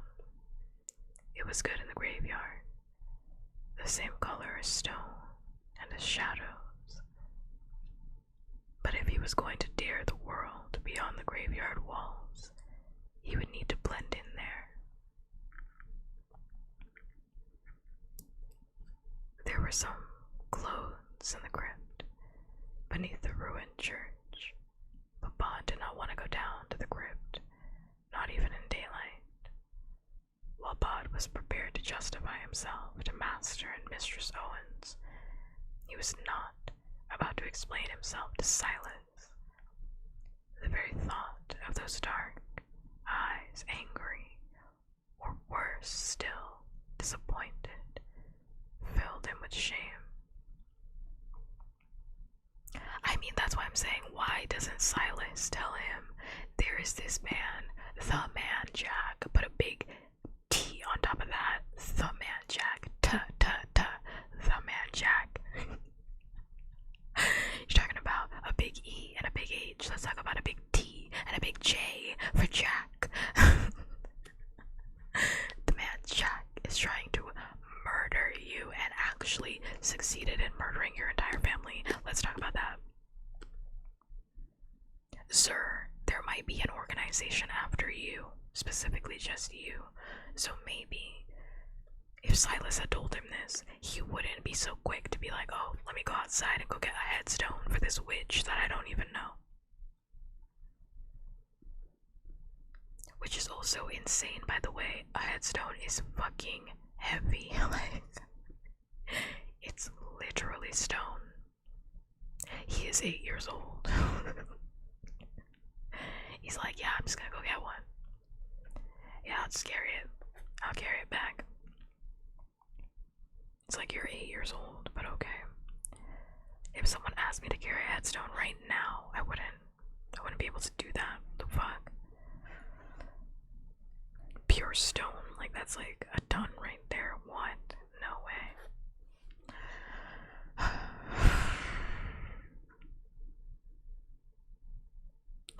Okay, let's see.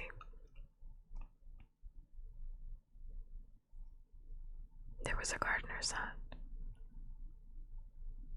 at the far end of the graveyard. A small green building that smelled like motor oil, and in which the old mower sat and rusted, unused, along with an assortment of ancient garden tools. Yes, be careful not to get kidnapped or put in an orphanage. I would still be worried about the man Jack even if he got kidnapped or put in an orphanage. I'm just gonna be honest. Because the way the man Jack was talking, he was like, I've been watching this family forever. So it's like, who's to say the man Jack just wouldn't follow him to the orphanage and murder him there? Like, okay, so you went to an orphanage, you could still die at the orphanage. Like, I'm thinking about that death, that hot death that is approaching, and then his body would be stuck at the orphanage. He wouldn't even be, because then I'm also thinking about the fact that, like, to me, one of the saddest things in the book so far is that his parents and his sister never even got to, like, be with him, right? Because their bodies were inside of the house, and your soul can only stay wherever your body is, right? So if the man Jack murders him, like, away from the Owenses, away from the graveyard, which is his home right now, he's not even gonna get to be with his adoptive parents. Like, he's just gonna be stuck somewhere if he's dead. Because he can't leave. Wherever they put your body, that's where you are. So it's like, I'm thinking about, like, if the man Jack gets you, like, that is where he's going to be. Like, he's stuck there. So I'm like, this is a terrible idea. This is truly one of the worst ideas I've ever heard in a book. And I mean, I just read the entire Hunger Games series, you know, like, Katniss Everdeen had some bad ideas, but it was never like this.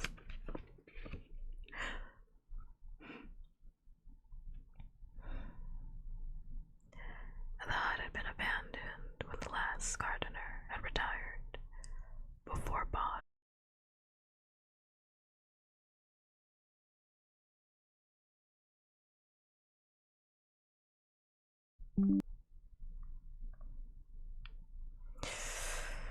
Okay, stream just disconnected for a second. So let's see.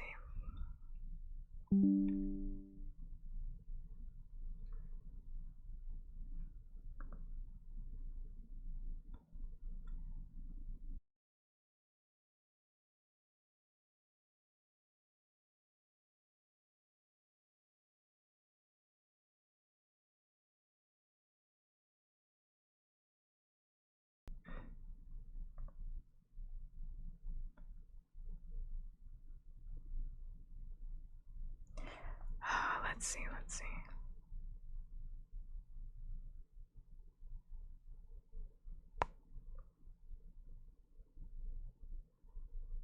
Are we back? I literally can't see anything. It just keeps disconnecting. I can't tell if we're back or not. Hold up. It's literally not me. Like, my internet is like completely fine, because otherwise, I usually keep my tablet on the side to check. I usually keep my tablet on the side to check, and I read chat from my phone, so, and my phone hasn't disconnected the entire time. So I was like, if it was me, what usually happens is that my phone will disconnect first, or it will disconnect right after.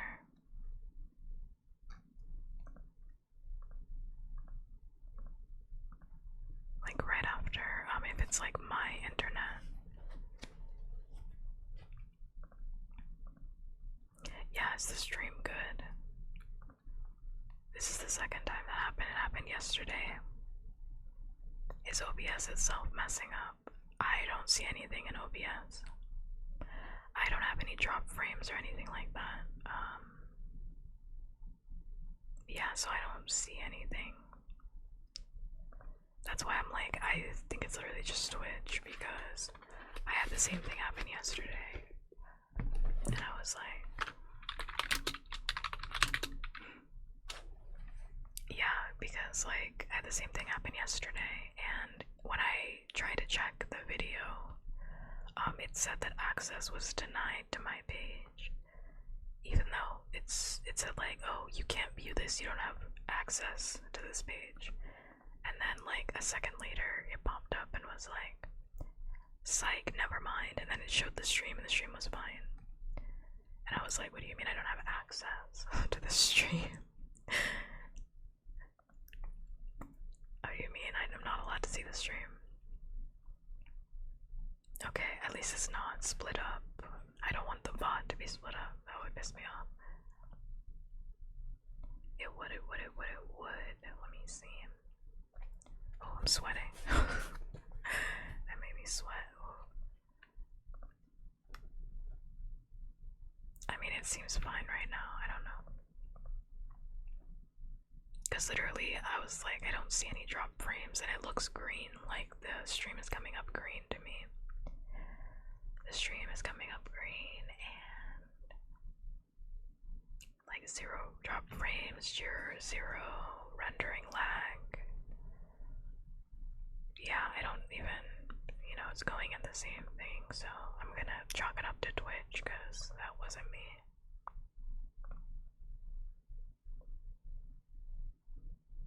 Okay. If the stream didn't end, that means nobody claimed first. Yeah, nobody claimed it, so you can have the first kiss of the night. Nobody claimed it today. But it's been hours. No, yeah, nobody claimed it. You're right. Nobody claimed it. I was surprised nobody claimed it. So let's go. Yeah. Okay. Well, let's get back to reading. Memes is fine.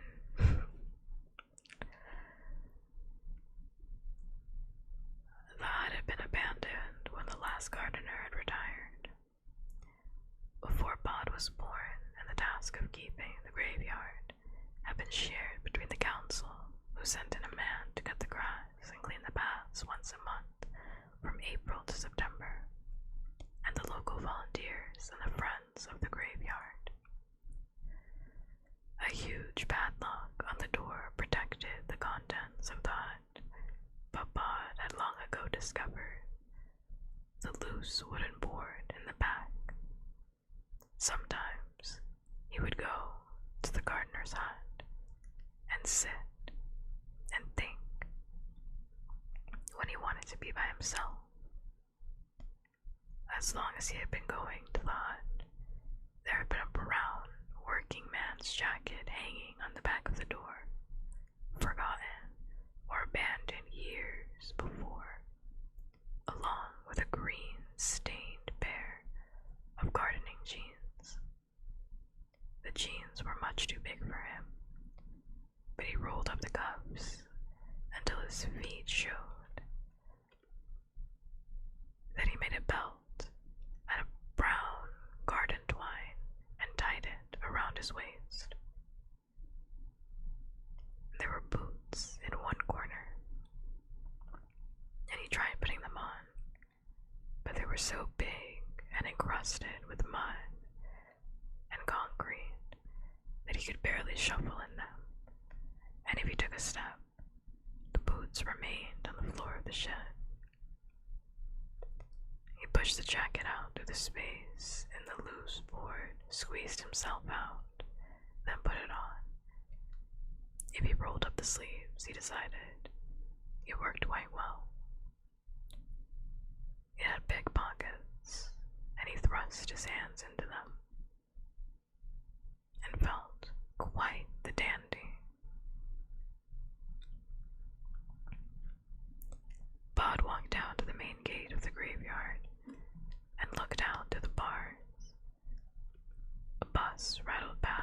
street. There were cars there, and noise, and shops. Behind him, a cool green shade overgrown with trees and ivy. Home. His heart pounding, Bud walked out into the world.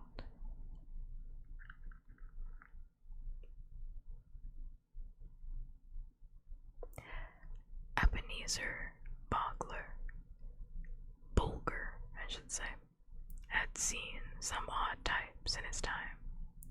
If you owned a shop like Ebenezer's, you'd see them too. The shop in the warren of the streets of the old town. A little bit antique shop, a little bit junk shop, a little bit pawnbrokers, and not even Ebenezer himself was entirely certain which bit was which, brought odd types and strange people, some of them wanting to buy, some of them needing to sell. Ebenezer Bulger traded over the counter, buying and selling, and he did a better trade behind the counter and in the back room, accepting objects that may not have been acquired entirely honestly, and then quietly shifting them on. His business was an iceberg. Only the dusty little shop was visible on the surface. The rest of it was underneath. And that was just how Ebenezer Bulger wanted it. Ebenezer Bulger had thick spectacles and a permanent expression of mild distaste, as if he had just realized that the milk in his tea had been on the turn and could not get the sour taste of it out of his mouth. The expression served him well when people tried to sell him things. Honestly, he would tell them, sour-faced, "It's not really worth anything at all. I'll give you what I can, though, as it has sentimental value." You were lucky to get anything like what you thought you wanted from Ebenezer Bulger. I'm telling you, this kid is about to get scammed. A business like Ebenezer Bulger's. Bulger brought in strange people. But the boy who came in that morning was one of the strangest Ebenezer could remember in a lifetime of cheating strange people out of their valuables. He looked to be about 7 years old and dressed in his grandfather's clothes. He smelled like a shed. His hair was long and shaggy, and he seemed extremely grave. His hands were deep in the pockets of a dusty brown jacket, but even with the hands out of sight, Ebenezer could see that something was clutched extremely tightly, protectively, in the boy's right hand. "Excuse me," said the boy. Aye, Sonny Jim," said Ebenezer Bulger warily.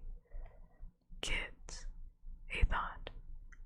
Either they've nicked something, or they're trying to sell their toys. Either way, he usually said no. Buy stolen property from a kid. Next thing you'd have an enraged adult accusing you of having given little Johnny or Matilda a tenner for their wedding ring. More trouble than they're worth. Kids. "I need something for a friend of mine," said the boy. "And I thought maybe you could buy something I've got." "I don't buy stuff from kids," said Ebenezer Bulger flatly. Bod took his hand out of the pocket and put the brooch down on the grimy countertop. Bulger glanced down at it, and then he looked at it. He removed his spectacles. He took an eyepiece from the countertop, and he screwed it into his eye. He turned on a little light on the counter and examined the brooch through the eyeglass. Snake stone, he said to himself, not to the boy.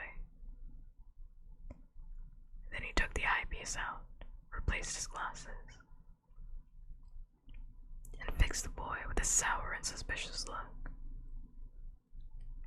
Where did you get this? Ebenezer Bulger asked. Bod said, do you want to buy it? You stole it. You nicked this from a museum or somewhere, didn't you? No, said Bod flatly. Are you going to buy it? Or shall I go and find somebody who will? Ebenezer Bulger's sour mood changed then. Suddenly, he was all affability. He smiled broadly. I'm sorry, he said. It's just you don't see many pieces like this, not in a shop like this, not outside of a museum. But I would certainly like it. Tell you what, why don't we sit down over tea and biscuits? I've got a packet of chocolate chip cookies in the back room, and decide how much something like this is worth, eh? Bod was relieved that the man was finally being friendly. I need to buy a stone, he said, a headstone for a friend of mine. Well, she's not really my friend, just someone I know. I think she helped make my leg better, you see. Thank you so much for the follow, thanks much. I'm gonna put on a little heart in your honor.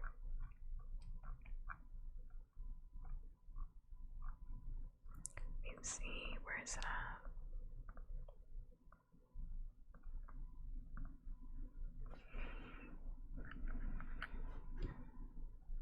Ebenezer Bulger, paying little attention to the boy's prattle, led him behind the counter and opened the door to the storeroom. A windowless little space, every inch of which was crammed high with teetering cardboard boxes, each filled with junk. There was a safe in there, in the corner, a big, old one. There was a box filled with violins, an accumulation of stuffed dead animals, chairs without seats, books and prints. There was a small desk beside the door, and Ebenezer Bulger pulled up the only chair and sat down, letting Bod stand. Ebenezer rummaged in a drawer, in which Bod could see a half-empty bottle of whiskey, and pulled out an almost finished packet of chocolate chip cookies and offered one to the boy. He turned on the desk light, looked at the brooch again, the swirls of red and orange in the stone. He examined the black metal band that encircled it, suppressing a little shiver at the expression on the head of the snake things. This is old, he said. It's priceless, he thought. Probably not really worth much, but you never know. Bod's face fell. Ebenezer tried to look reassuring. I just need to know that it's not stolen, though, before I can give you a penny. Did you take it from your mom's dresser? Nick it from a museum? You can tell me. I'll not get you in trouble. I just need to know.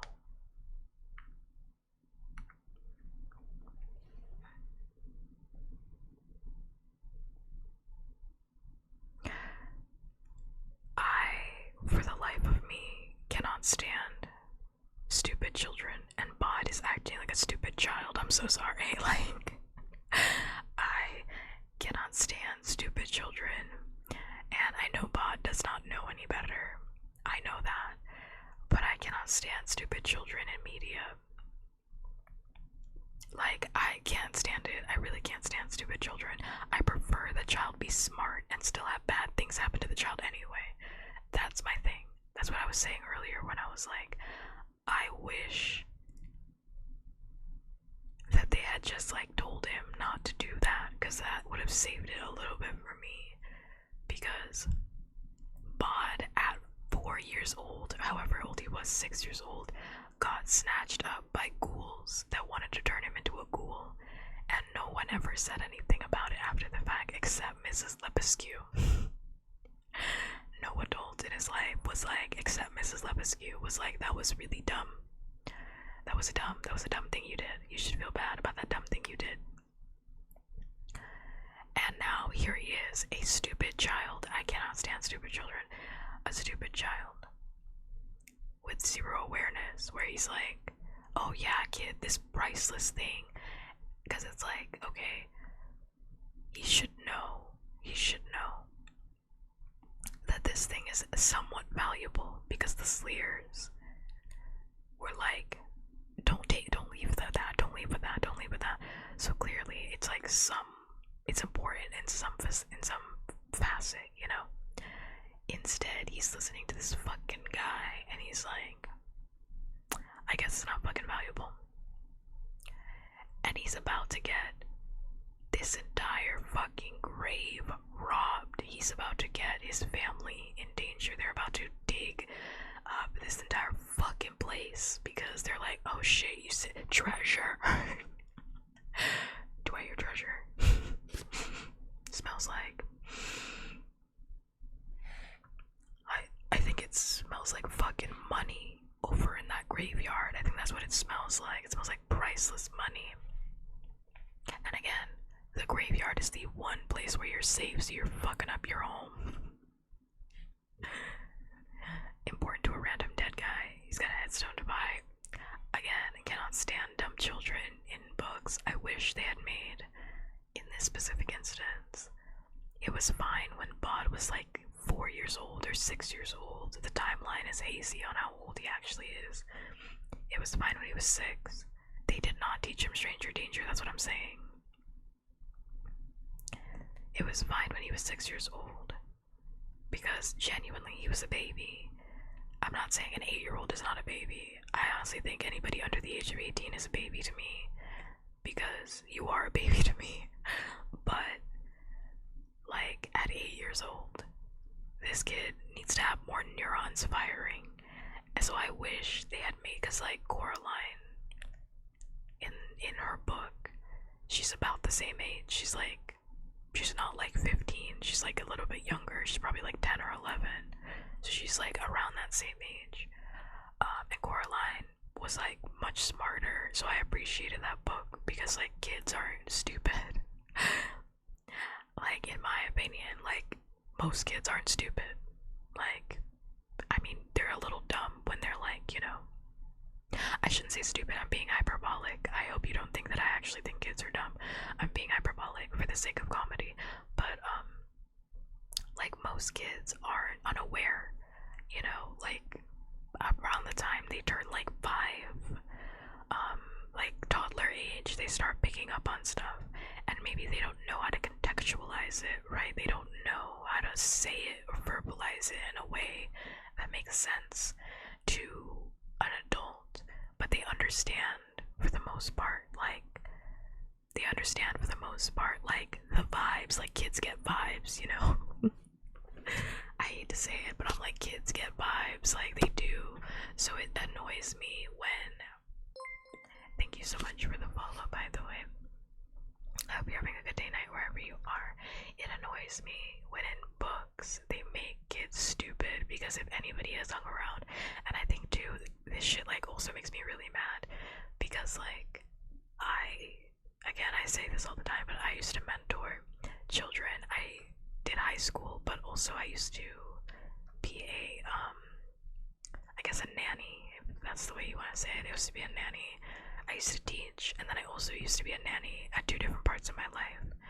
And like kids are not dumb. Like if you know anything about child psychology, like kids aren't stupid. Like they very much, I think it's easy to say that like, oh, the kid doesn't understand. Kids understand things in ways they like you don't even really understand,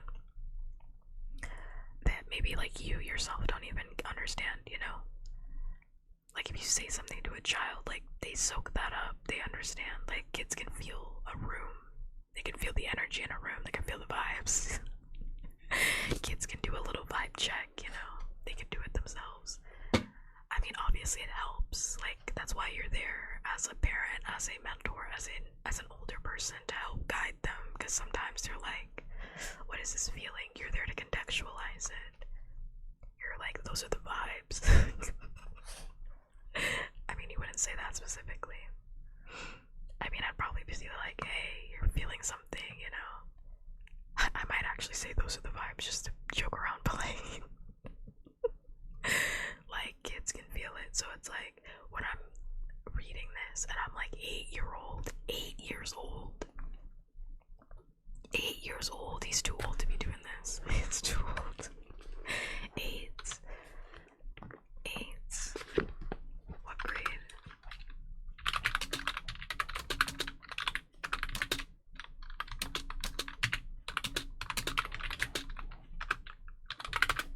He's too old. He's a little bit too old to be playing these games. Okay, he's in the 3rd grade. He would be like in the 3rd or 4th grade. He's a little too old to not be picking up on those vibes. Like, that's what I'm saying. I'm like, he's a little bit too old to be not picking up on those vibes, on those lying vibes, because kids also can tell that when you're lying to them. Like, I know everybody likes to think, my kid can't tell. Your kid can probably tell. Your kid can probably tell. Unless you're like an amazing liar, you know? Unless you're like an amazing liar, most kids can feel the vibes that you're like telling them some bullshit. I mean, like around this time, like, yeah, like he's about to be like it would be like elementary school. He's almost about to start not believing in Santa Claus anymore. Like he's about that age.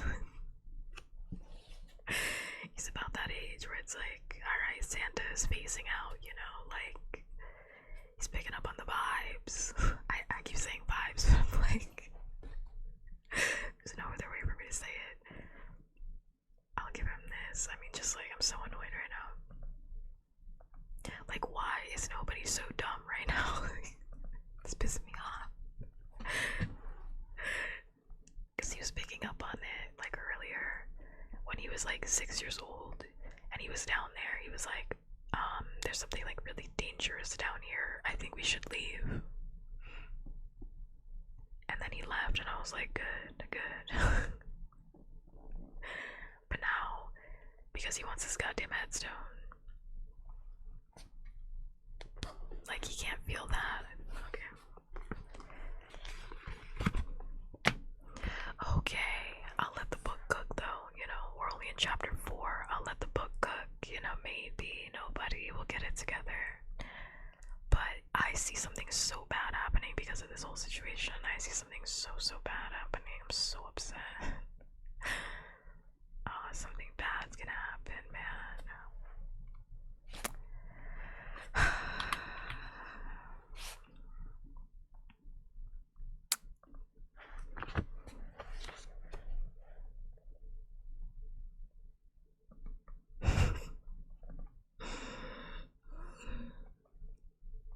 Yeah, like this, you know. This priceless stone is worth nothing. Now what? It's worth absolutely nothing. Awesome. Bod shook his head, munched on his cookie. Then where did you get it? Bod said nothing. Ebenezer Bolger did not want to put down the brooch, but he pushed it across the desk to the boy. If you can't tell me, he said, you better take it back. There has to be trust on both sides, after all. Nice doing business with you.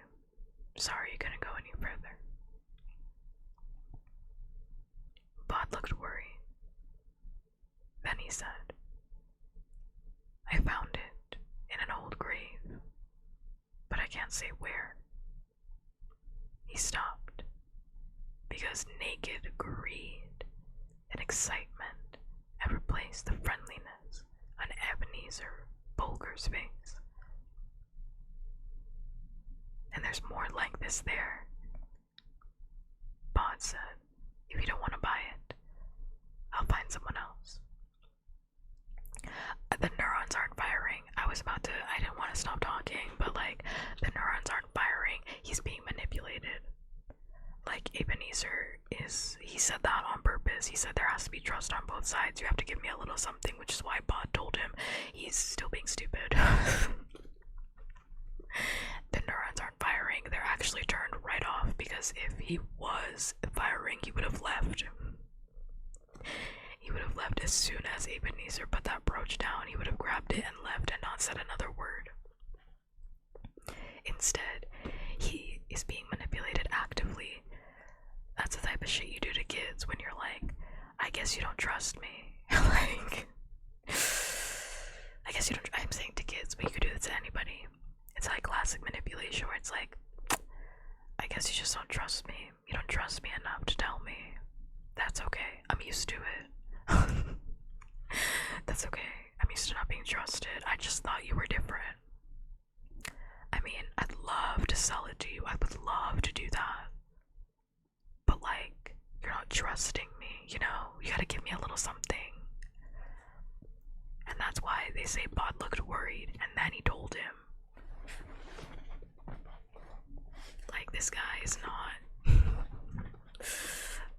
This guy is manipulating Bod perfectly. There's no trust in this room. Only manipulation and greed.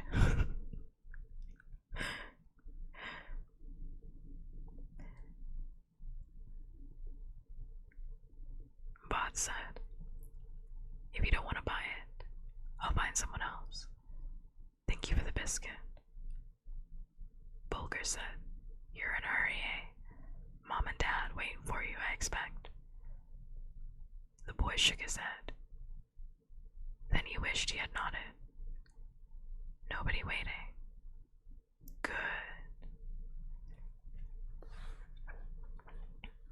Ebenezer Bulger closed his hands around the brooch. Now, you tell me exactly where you found this, eh? I don't remember, said Bod. Too late for that, said Ebenezer Bulger. Suppose you have a little think about it, where it came from. Then, when you've thought, we'll have a little chat and you tell me.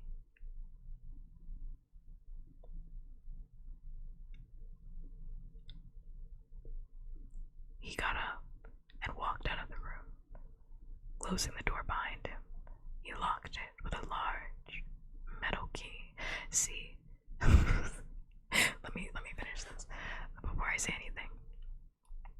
He opened his hand and looked at the brooch and smiled hungrily.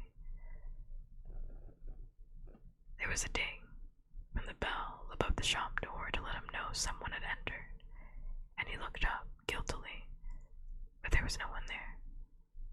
The door was slightly ajar, though, and Bulger pushed it shut, and then, for good measure, he turned around. The sign in the window, so it said closed, and pushed the bolt shut. Didn't want any busybodies turning up today. The autumn day had turned from sunny to gray, and a light patter of rain ran down on the grubby shop window. Ebenezer Bulger picked up the telephone from the counter, pushed at the buttons with fingers that barely shook. Pay dirt, Tom, he said. Get over here, as soon as you can. I was going to say, see, now if Bod had been paying attention to his goddamn fucking lessons like he was supposed to, this is the problem with kids. This is the fucking problem with kids. If he had been paying attention to his fucking lessons, he would have phased out of that bitch like nobody's fucking problem. Instead, he was worried about that fuck-ass headstone.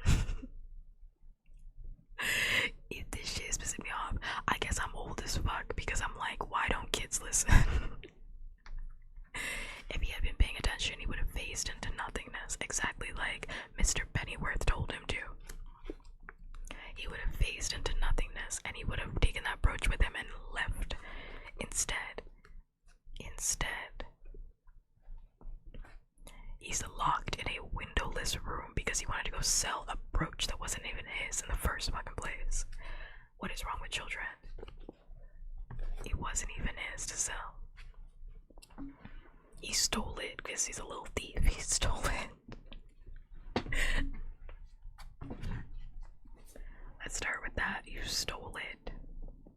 Stole it. And then you got your ass kidnapped. Then you said your parents aren't looking for you, knowing damn well that Mrs. Owens is looking for your ass. Oh my god. You said, yeah, my parents aren't looking for me. You know damn well that your mom is going to be upset if you're not home. What? I mean, like, they do let him, like, go around for, like, 15 hours at a time. But, like, if he doesn't return, I'm sure they'd be like, where is our son? Where's our son? You know, the live boy. Has anybody seen a live child? Like, what? Why would he say that? Why would he... Why would he say that? Insane. If he had been listening to Mr. Pennyworth, when Mr. Pennyworth was trying to teach him how to phase through stuff, he'd be set. This kid doesn't listen. He keeps coming back to these lessons that he doesn't pay attention to. It's pissing me off. I can't stand dumb children. This is the worst nobody has ever been. This is the worst nobody has ever been. Honestly and truly. Bod realized. Oh, this is a great time actually because I have to pee. I've been holding it in. So I will come back to this after I go use the bathroom, and I will be right back. One quick second.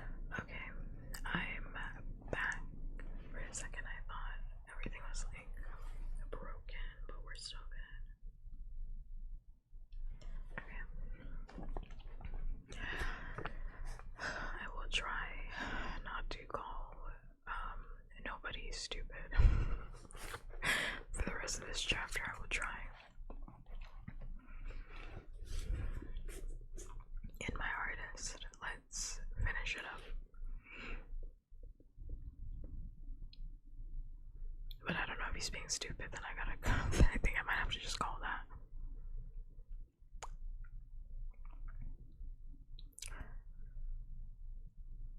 Bod realized he was trapped when he heard the lock turn in the door, and he pulled on the door, but it held fast. He felt stupid for having the alert inside, foolish for not trusting his first impulses to get as far away from that sour-faced man as possible. Now, was I wrong? I was thinking about it while I was on break. I was like, I probably shouldn't call him stupid, but he said it himself. He said, I felt stupid, yeah.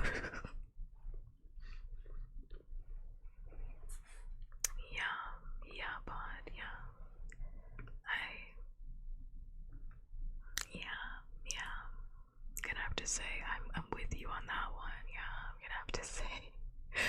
I think, we're right about that one, yeah. It's looking like I'm right.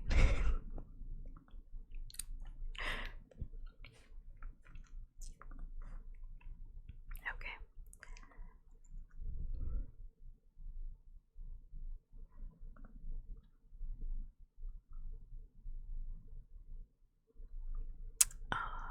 I lost my place.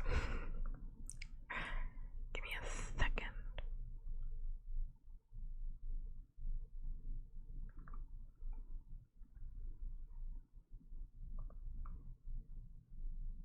Okay, let me make sure that volume is not on. Okay, perfect.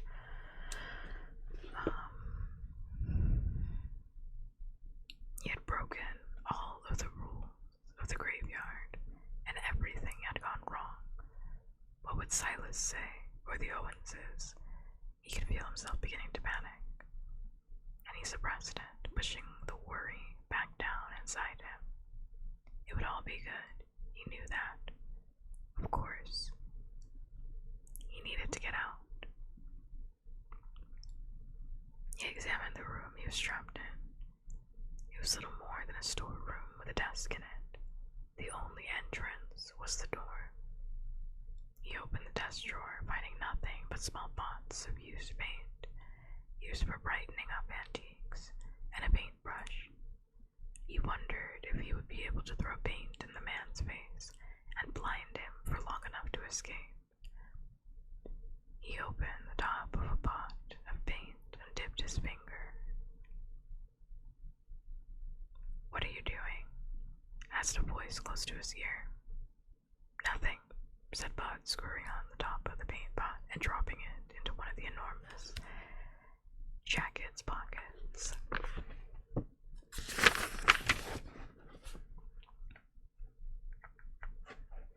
Lisa Hempstock looked at him, unimpressed. "Why are you in here?" she asked. "And who's the old bag of lard out there?" "It's his shop. I was trying to sell him something." "Why? None of your beeswax." She sniffed. "Well," she said, "you should get on back to the graveyard." "I can't. He's locked me in." "Of course you can, just slip through the wall." He shook his head. "I can't. I can only do it at home because they gave me the freedom of the graveyard when I was a baby." He looked at her under the electric light. It was hard to see her properly, but Bod spent his life talking to dead people. "Anyway, what are you doing here? What are you doing out from the graveyard? It's daytime. And you're not like Silas. You're meant to stay in the graveyard." She said, "There's rules for those in the graveyards, but not for those as was buried in the unhallowed ground. Nobody tells me what to do or where to go." She glared at the door. "I don't like that man," she said. "I'm gonna see what he's doing." A flicker, and Bod was alone in the room once more. He heard the rumble of distant thunder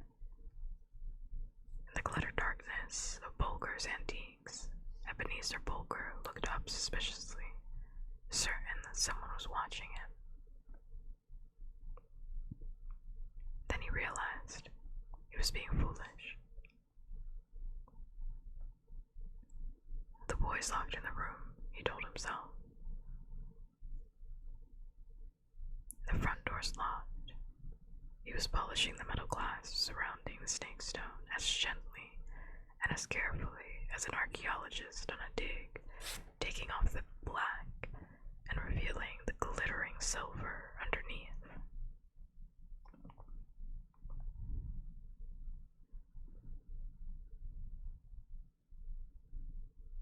He was beginning to regret calling Tom Hustings over. Although Hustings was big and good for scaring people, he was also beginning to regret that he was going to have to sell the brooch when he was done. It was special. The more it glittered under the tiny light on his counter, the more he wanted it to be his, and only his. There was more where this came from, though. The boy would tell him. The boy would lead him to it. The boy. An idea struck him. He put down the brooch reluctantly and opened a drawer behind the counter, taking out a metal biscuit tin filled with envelopes and cards and slips of paper.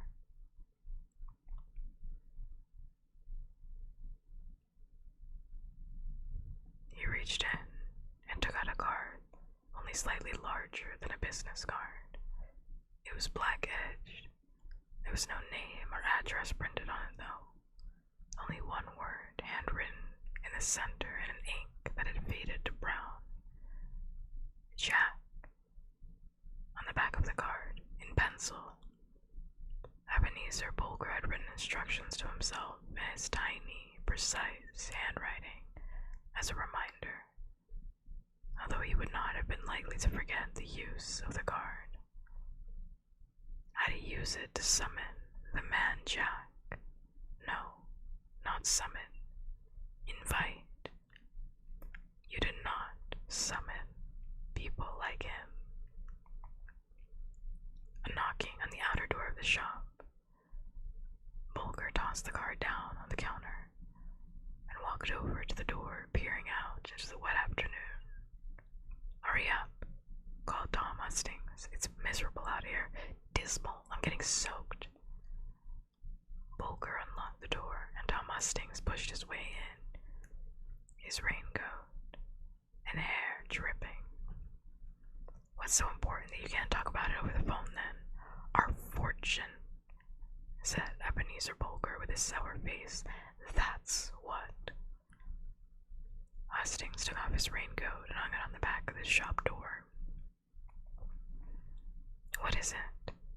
Something good fell out the back of a lorry.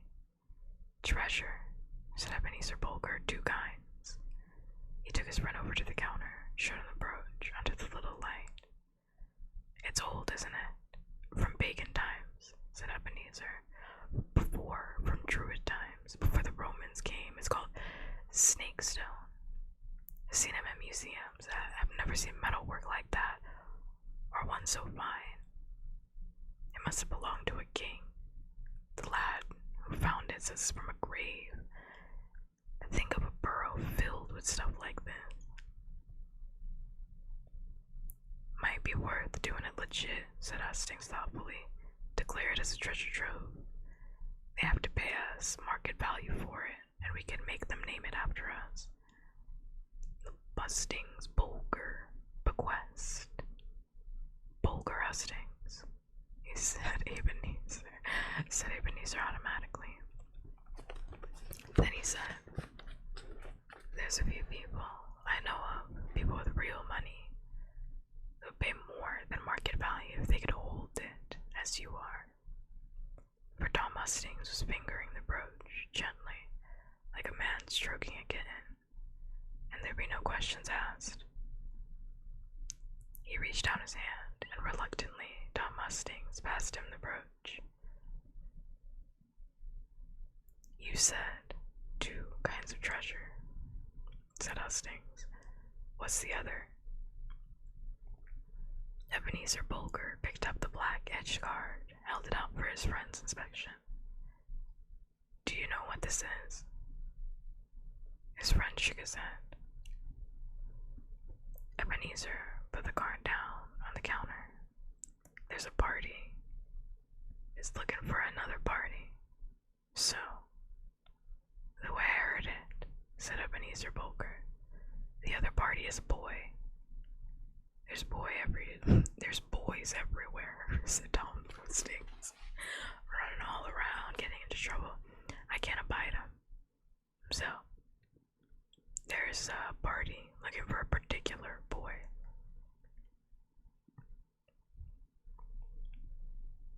This lad looks to be the right sort of age. He's dressed well. You'll see how he's dressed. And he found this. It could be him. And if it is him, Ebenezer Bulger picked up the card again by the edge and waved it back and forth, slowly, as if running the edge along an imaginary flame.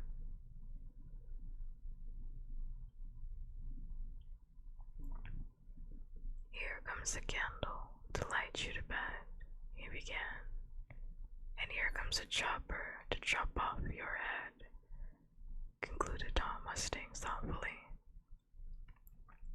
But look you, if we call the man Jack, we lose the boy, and if we lose the boy, we lose the treasure.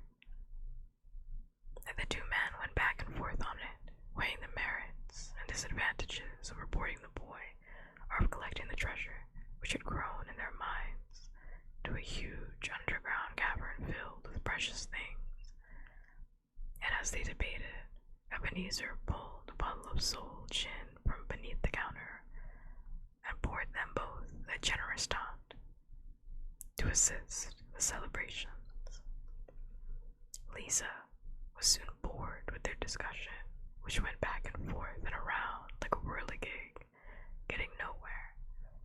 So she went back to the storeroom to find Bond standing in the middle of the room, with his eyes tightly closed, and his fists clenched, and his face all screwed up as if he had a toothache, almost purple from holding his breath. What you a doing now? She asked, unimpressed. He opened his eyes and relaxed. Trying to fade, he said. Lisa sniffed. Try again, she said. He did, holding his breath even longer this time. Stop that, she told him, or you'll pop. Bond took a deep breath and then sighed. It doesn't work, he said. Maybe I could hit him with a rock and just run for it. There wasn't a rock, so he picked up a colored glass paperweight, hefted in his hand, wondering if he could throw it hard enough to stop Ebenezer Bulger in his tracks. There's two of them out there now, said Lisa. And if the one don't get you, the other one will. They say they want you to show them where you got the brooch, and then dig up the grave and take the treasure. She did not tell him about the other discussions they were having, nor about the black edge card. She shook her head. Why'd you do something as stupid as this anyway? You know the rules about leaving the graveyard, just asking for trouble. It was. Bud felt very insignificant. And very foolish. I wanted to get you a headstone, he admitted in a small voice. And I thought it would cost more money. So I was gonna sell him the brooch to buy you one. She didn't say anything. Are you angry? She shook her head. It's the first nice thing anyone's done for me in 500 years, she said, with a hint of a goblin smile. Why would I be angry? Then she said, what do you do when you try to fade? What Mr. Pennyworth told me. I am an empty doorway, I am a vacant alley, I am nothing. Eyes will not see me, glances slip over me. But it never works. It's because you're alive, said Lisa with a sniff. There's stuff. This works for us, the dead, who have to fight to be noticed at the best of times. That won't ever work for you people. She hugged herself tightly, moving her body back and forth, as if she was debating something. Then she said, it's because of me you got into this. Come here, nobody Owens. He took a step towards her in that tiny room, and she put her cold hand on his forehead. It felt like a wet silk scarf against his skin. Now, she said, perhaps I can do a good turn for you.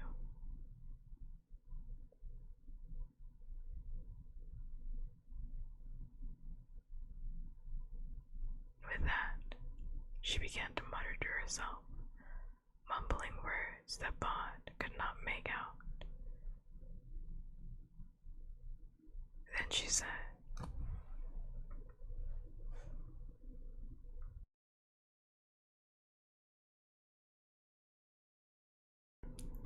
clear and loud, be whole, be dust, be dream, be wind, be night, be dark, be wish, be mind.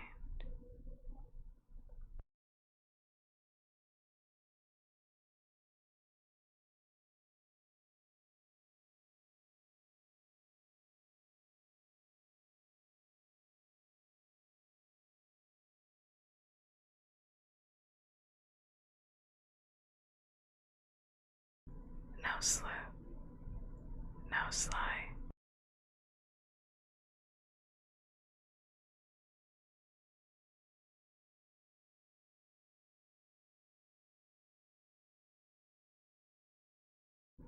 Now move one scene, above, beneath, betwixt, between.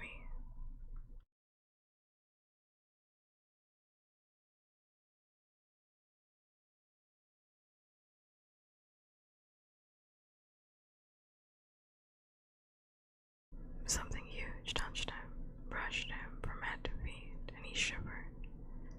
His hair prickled, and his skin was all goose flesh. Something had changed. What did you do? He asked. Just give you a helping hand, she said.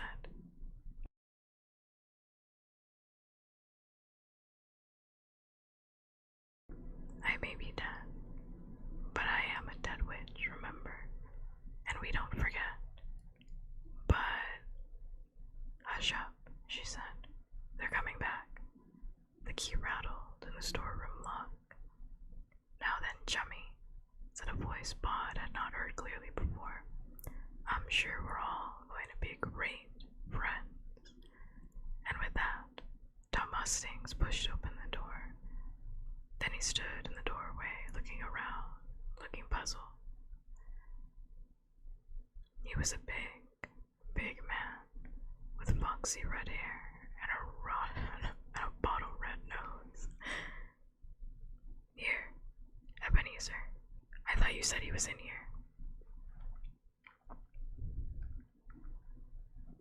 I did, said Bulger from behind him.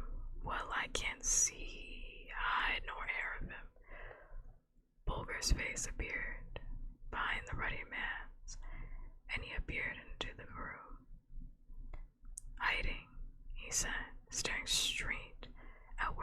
was standing.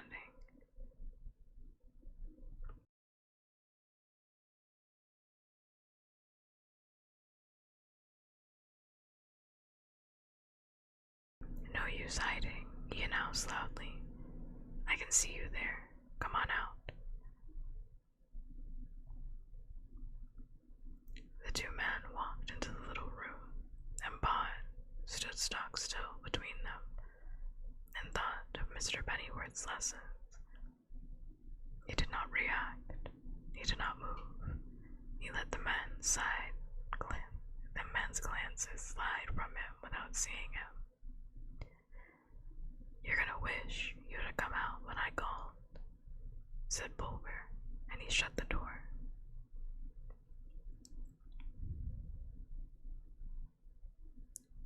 Right, he said to Tom.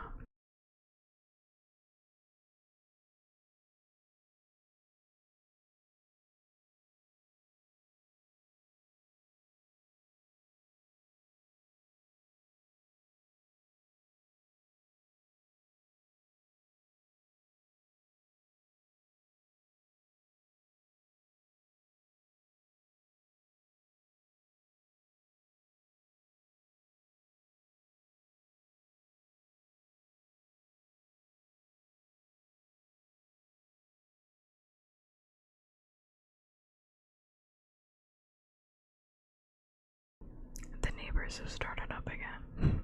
That's why that's why I went silent for a little bit. They started up again.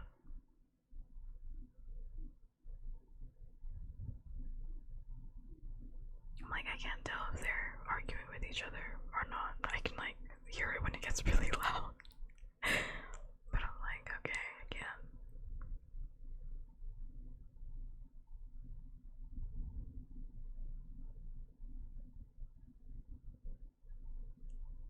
I think it calmed down. Alright. I mean, I'd only planned to read the one chapter because each chapter in this book is really fucking long.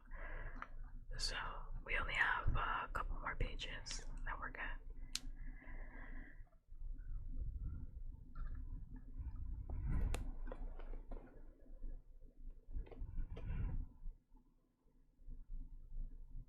He said to Tom Mustangs, "You blocked the door so he can't get past." And with that, he walked around the room, peering behind things and bending awkwardly to look beneath the desk. He walked straight past Bond and opened the cupboard. "Now I see you," he shouted. "Come out." Lisa giggled. "What was that?" asked Tom Mustang, spinning around. "I didn't hear nothing," said Ebenezer Bulger. Lisa giggled again. Then she put her lips together and blew, making a sound that began as whistling and then sounded like a distant wind. The electric lights in the room flickered and buzzed, and then they went out. "Bloody fuses," said Ebenezer Bulger. "Come on, this is a waste of time." The key clicked in the lock, and Lisa and Bond were left alone in the room. "He's got away," said Ebenezer Bulger. Bond could hear him now through the door. Room like that, there wasn't any way and anywhere he could have been hiding. We'd have seen him if he was. The man Jack won't like that. Who's gonna tell him? A pause. "Here, Tom Mustangs. Where's the brooch gone?" "That. Here, I was keeping it safe. Keeping it safe. In your pocket. Funny place to be keeping it safe, if you ask me. More like you were planning to make off with it. Like you were planning to keep my brooch for your own. Your brooch, Ebenezer. Your brooch. Our brooch, you mean. Ours indeed. I remember you being here when I got it from that boy. That boy that you couldn't even keep safe for the man Jack, you mean. Can you imagine what he'll do when he finds you had the boy he was looking for and you let him go? Probably not the same boy. Lots of boys in the world. What are the odds? It was the one he was looking for. Out the back door as soon as my back was turned, I bet. And then Ebenezer Bulger said in a high, wheedling voice, "Don't you worry about the man, Jack, Tom Mustings. I'm sure that was it. I'm sure that it was a different boy. My old man playing tricks, my old mind playing tricks. Wow." And we're almost out of slow gin. Did you fancy a good scotch? I've got whiskey in the back room. You just wait here a moment. The store room door was unlocked, and Ebenezer entered, holding a walking stick and a flashlight, looking even more sour of face than before.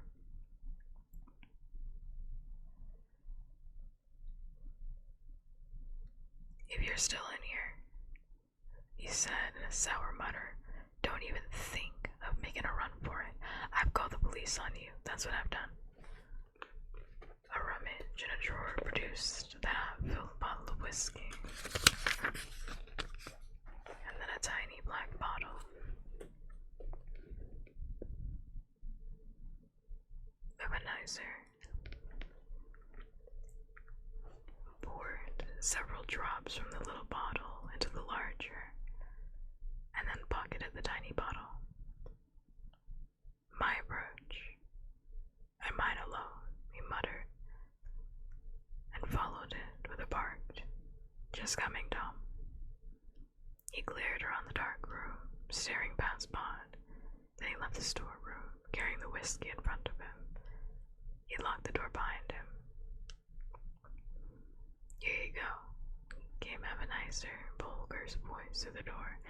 "Give us your glass then, Tom. Nice drop of scotch. Put the hairs on your chest. Say when." Silence. "Cheap muck. Aren't you drinking?" "That slow gin's gone to my innards. Give it a minute for my stomach to settle." Then, "Here, Tom, what have you done with my brooch?" "Your brooch, is it now? Whoa. What did you? You put something in my drink, you little grub. What if I did? I could read on your face what you was planning, Tom Mustings. Thief." Then there was shouting and several crashes and loud bangs as if heavy items of furniture were being overturned, and then silence. Lisa said, "Quickly now, let's get you out of here." But the door's locked. He looked at her. "Is there something you can do?" "Me? I don't have any magic, so we'll get you out of a locked room, boy." Pod crouched and peered out through the keyhole. It was blocked. The key sat in the keyhole.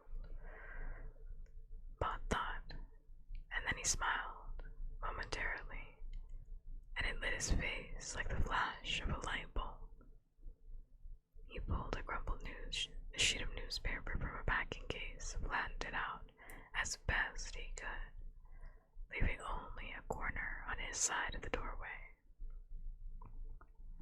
"What are you playing at?" asked Lisa impatiently. "I need something like a pencil, only thinner," he said. "Here we go." He took a thin paintbrush from the top of the desk and pushed the brushless end into the lock, jiggled it, and pushed some more. There was a muffled clink as the key was pushed out, as it dropped from the lock onto the newspaper. Bod pulled the paper back under the door, now with the key sitting on it.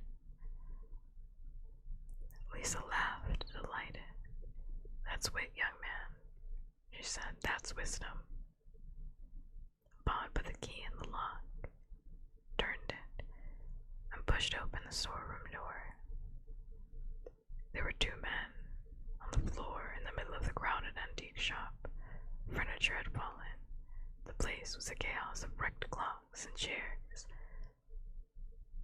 And in the midst of the bulk of Tom Mustings lay, fallen, the smaller figure of Ebenezer, Bulger. Neither of them was moving. Are they dead? Asked Pod. No such luck, said Lisa. On the floor beside the men was a brooch of glittering silver, a crimson, orange banded stone held in place with claws and with snake heads, and the expression on the snake heads was one of triumph, avarice, and satisfaction.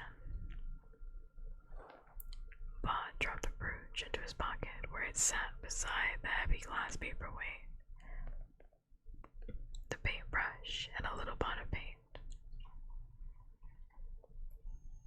Take this too, said Lisa. Bod looked at the black edge card with the word Jack written on one side. It disturbed him. There was something familiar about it, something that stirred old memories, something dangerous. I don't want it. You can't leave it here with them, said Lisa. They're going to use it to hurt you. I don't want it, said Bod. It's bad. Burn it. No. Lisa gasped. Don't do that. You mustn't do that. Then I'll give it to Silas, said Bod. And he put the little card into an envelope, so he had to touch it as little as possible, and then put the envelope into the side pocket of his old gardening jacket beside his heart. 200 miles away, the man Jack woke from his sleep and sniffed the air. He walked downstairs. What is it? Asked his grandmother, stirring the contents of a big iron pot on the stove. What's got into you now? I don't know, he said. Something's happening. Something interesting. Then he licked his lips. It smells tasty, he said. Very tasty. Lightning illuminated the cobbled street. Bod hurried through the rain, through the old town, always heading up the hill towards the graveyard. The gray day had become early night while he was inside the storeroom, and it came as no surprise when a familiar shadow swirled beneath the street lamps. Bod hesitated, and the flutter of black velvet resolved itself into the shape of a man. Silas stood in front of him, arms folded. He strode forward impatiently. Well, he said. Bod said, I'm sorry, Silas. I'm disappointed in you, Bod. Silas said and shook his head. I've been looking for you since I woke. You have the smell of trouble all around you, and you know you're not allowed to go out here into the living world. I know. I'm sorry. There was rain on the boy's face, running down like tears. First of all, we need to get you back to safety. Silas reached out and enfolded the living child inside his cloak, and Bod felt the ground fall away beneath him. Silas, he said. Silas did not answer. I was a bit scared, he said. But I knew you'd come and get me if it got too bad. And Lisa was there. She helped a lot. Lisa. Silas's voice was sharp. The witch from the potter's field. Yes, she especially helped me with my fading. I think I can do it now. Silas grunted.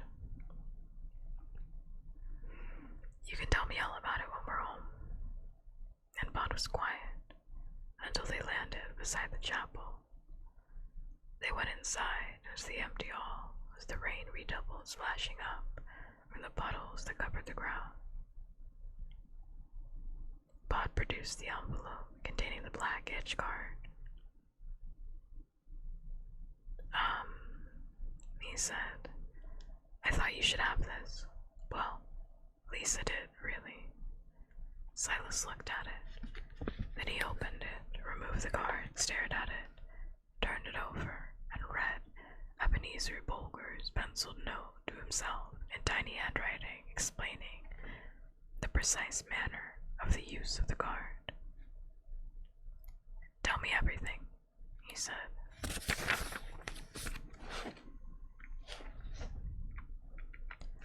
Bond told him everything he could remember about the day. And at the end, Silas shook his head slowly, thoughtfully. Am I in trouble? Asked Bond. Nobody, Owens, said Silas. You are indeed in trouble. However, I believe I shall leave it to your parents to administer whatever discipline and reproach they believe to be needed. In the meantime, I need to dispose of this. The black edge card vanished inside the velvet cloak, and then, in the manner of his kind, Silas was gone.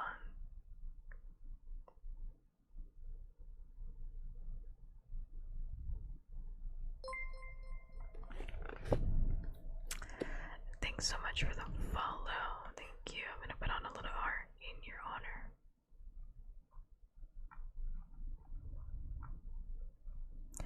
I also realized just now you could probably, well, first, I hope you're having a good day night wherever you are, but you could probably also read that name as Silas, because it's S-I-L-A-S, but I've been reading it as Silas because I don't know, I read that as Silas, but you could read it as Silas, I guess.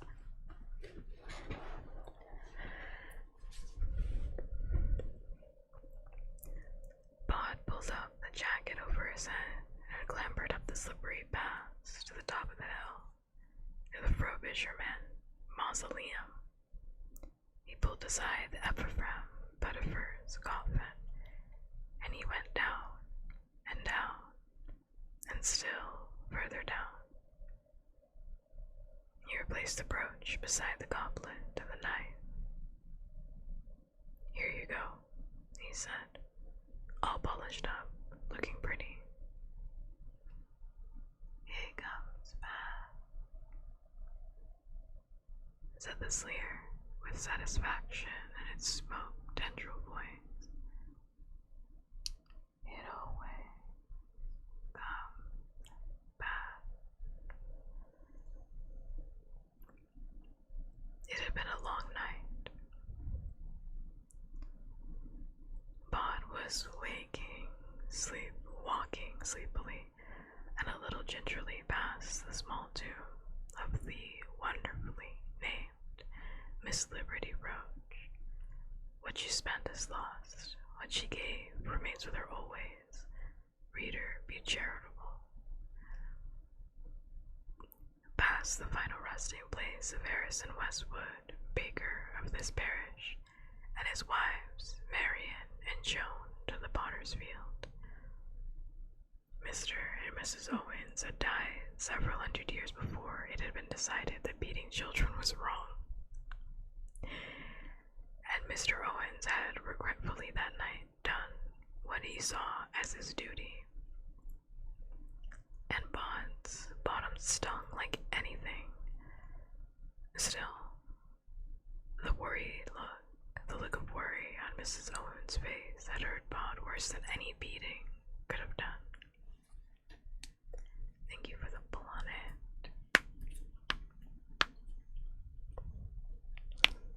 A quick one, because we're actually wrapping up pretty soon.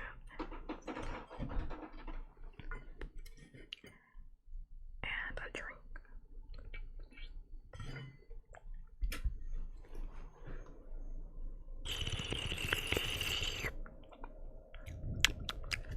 Thanks much.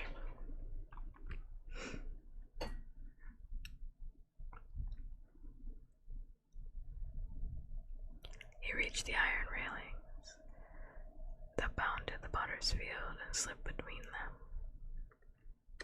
Hello, he called. There was no answer, not even an extra shadow in the hawthorn tree. I hope I didn't get you in trouble too, he said. Nothing. He had replaced the jeans in the gardener's hut. He was more comfortable in this gray winding sheet. But he had kept the jacket. He liked having pockets. When he had gone to the shed to return the jeans, he had taken a small hand scythe from the wall where it hung, and with it he attacked the nettle patch in the potter's field, sending the nettles flying, slashing and cutting them, until there was nothing but stinging stubble on the ground. From his pocket, he took a large glass paperweight, its insides a multitude of bright colors along with the paint pot and the paintbrush. He dipped the brush into the paint and carefully painted in brown paint on the surface of the paperweight the letters E-H. And beneath them, he wrote, "We don't forget."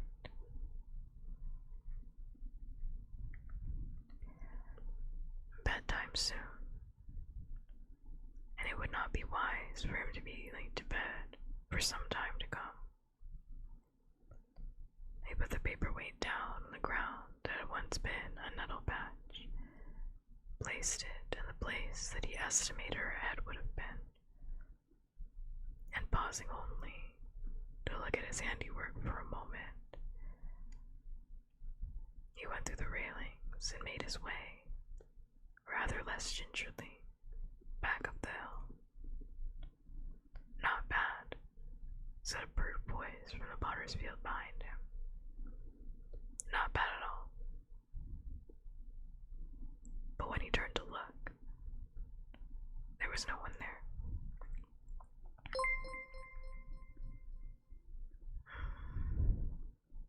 Thank you for the bits. And that was chapter 4. Done. That was chapter 4. Absolutely done. Finished.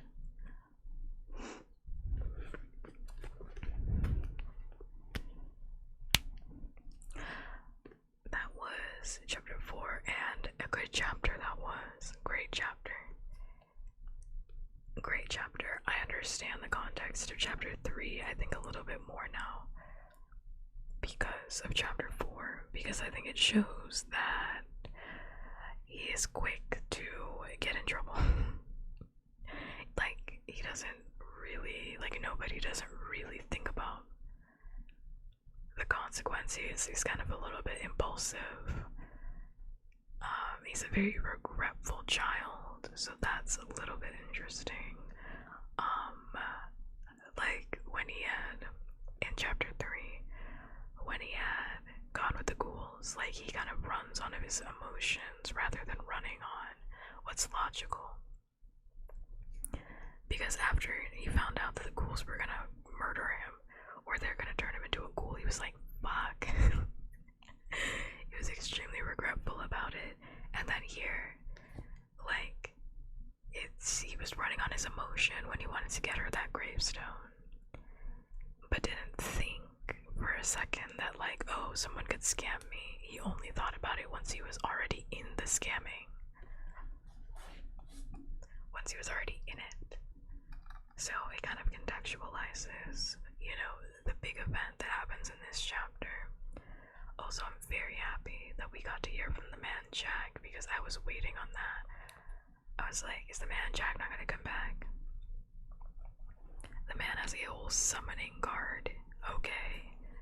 A whole summoning card. Interesting. Very interesting. Scary. Very scary. But yeah, I really like this chapter. I like this chapter a lot. I feel like I said everything I wanted to say about this chapter. I don't think that Bot is stupid. He was acting like a stupid child.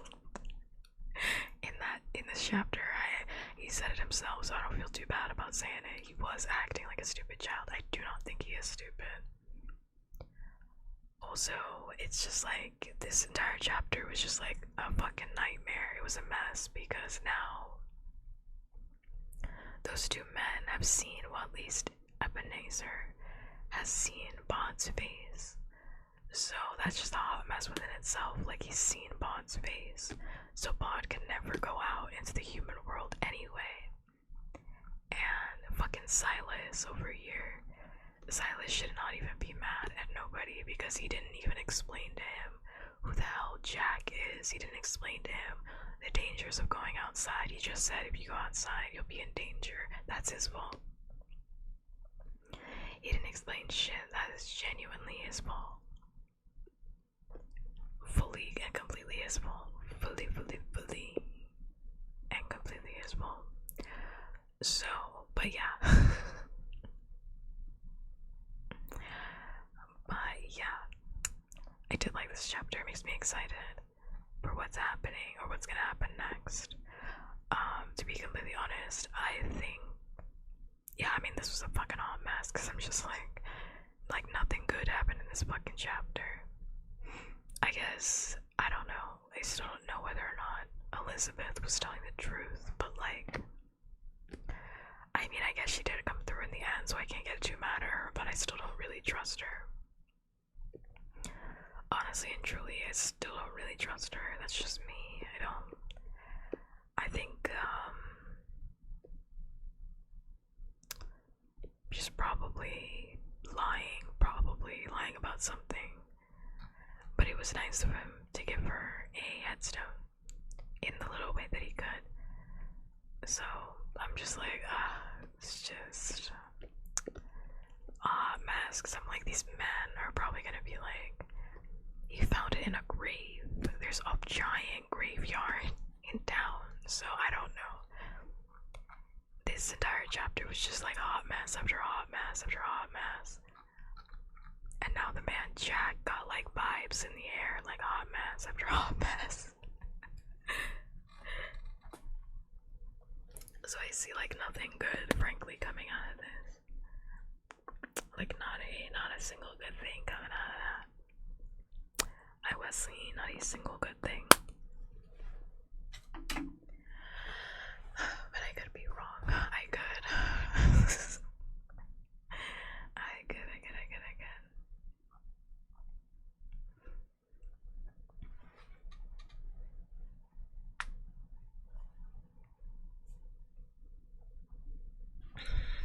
Well, I need a big stretch. I'm actually only gonna read that one chapter. Honestly, I feel like with these streams, like one chapter is frankly enough. Like, doing 2 chapters in a single night is kind of a lot. Doing 2 chapters in a single night, we're gonna be here for 6 hours, actually. Like, each chapter is just so much. It's like way longer than any of the Hunger Games chapters. That's probably why there's so little chapters by comparison. Because like, that was a whole adventure right there. That was genuinely just like a big ass adventure. So I think we'll just keep to that right now, and we'll save another chapter for next time. Or I don't know if I'm gonna stream tomorrow. Either tomorrow or I don't know what I'm gonna do tomorrow. I might do something entirely different. I might just do like, I don't know, a just chatting stream, just chatting ASMR stream. I haven't quite decided what it's gonna be. But yes, I am actually gonna call stream now because it's been like 4 hours. I thank you so much to everybody that tuned into stream today. It was really fun. It was nice to read a little chapter. I'll probably end up doing ASMR tomorrow unless I'm, not feeling the vibes. Unless I'm not really feeling the vibes, then I'll end up doing something else. But I don't know, right now I'm kind of feeling it, so why not? Why not?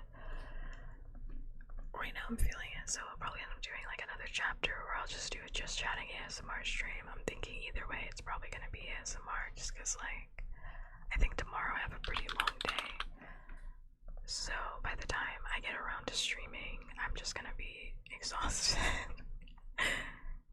Imagine reading a whole book.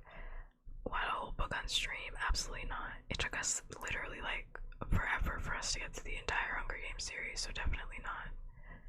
I could read the Hungry Caterpillar for you in a single day. We could do that. I could definitely do that. We could do the Hungry Caterpillar. We can do Goodnight Moon. You know, we can do that.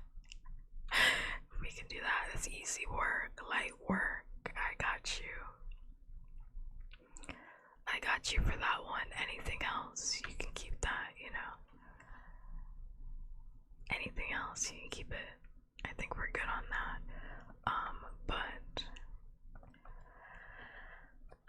yeah, because like that was just a lot of content. Like every time I look at a new page, I'm like, that is way too much content. But I am going to end off here if no one is. Oh wait, I didn't even say what I was gonna do. I don't do that. I'm gonna read off here because I don't want to scare anybody with my ending sound, and I'm actually factually going to read. I'm gonna read another artist because I always read artists actually. Yeah, I'm gonna read Komi. They're doing an art stream. They're like rigging, and I think the rigging looks interesting, so I'm gonna read them. I will be back tomorrow, like I said, doing, you know, probably more ASMR, I'm not gonna lie. But we'll see. I mean, if it changes, it changes. If no one's told you today, you are in fact so loved, so valued, and so appreciated. You deserve to hear that every single day of your life. And if you haven't heard it today, I'm happy that I get to be one person in this lifetime that gets to tell you that. Yeah, I don't do raid messages, so I will use the raid emote. I always just say use the raid emote. If you don't want to, that's fine too. I can use it for the both of us. But yeah. I feel like there's nothing else for me to say. Oh yeah, socials. My socials, Reddit, Discord, Twitter. Socials are in my About Me, my bio. You can go stalk me there. See my card page if you want to see anything that you might have a question about, curious about me, whatever. It's linked all below.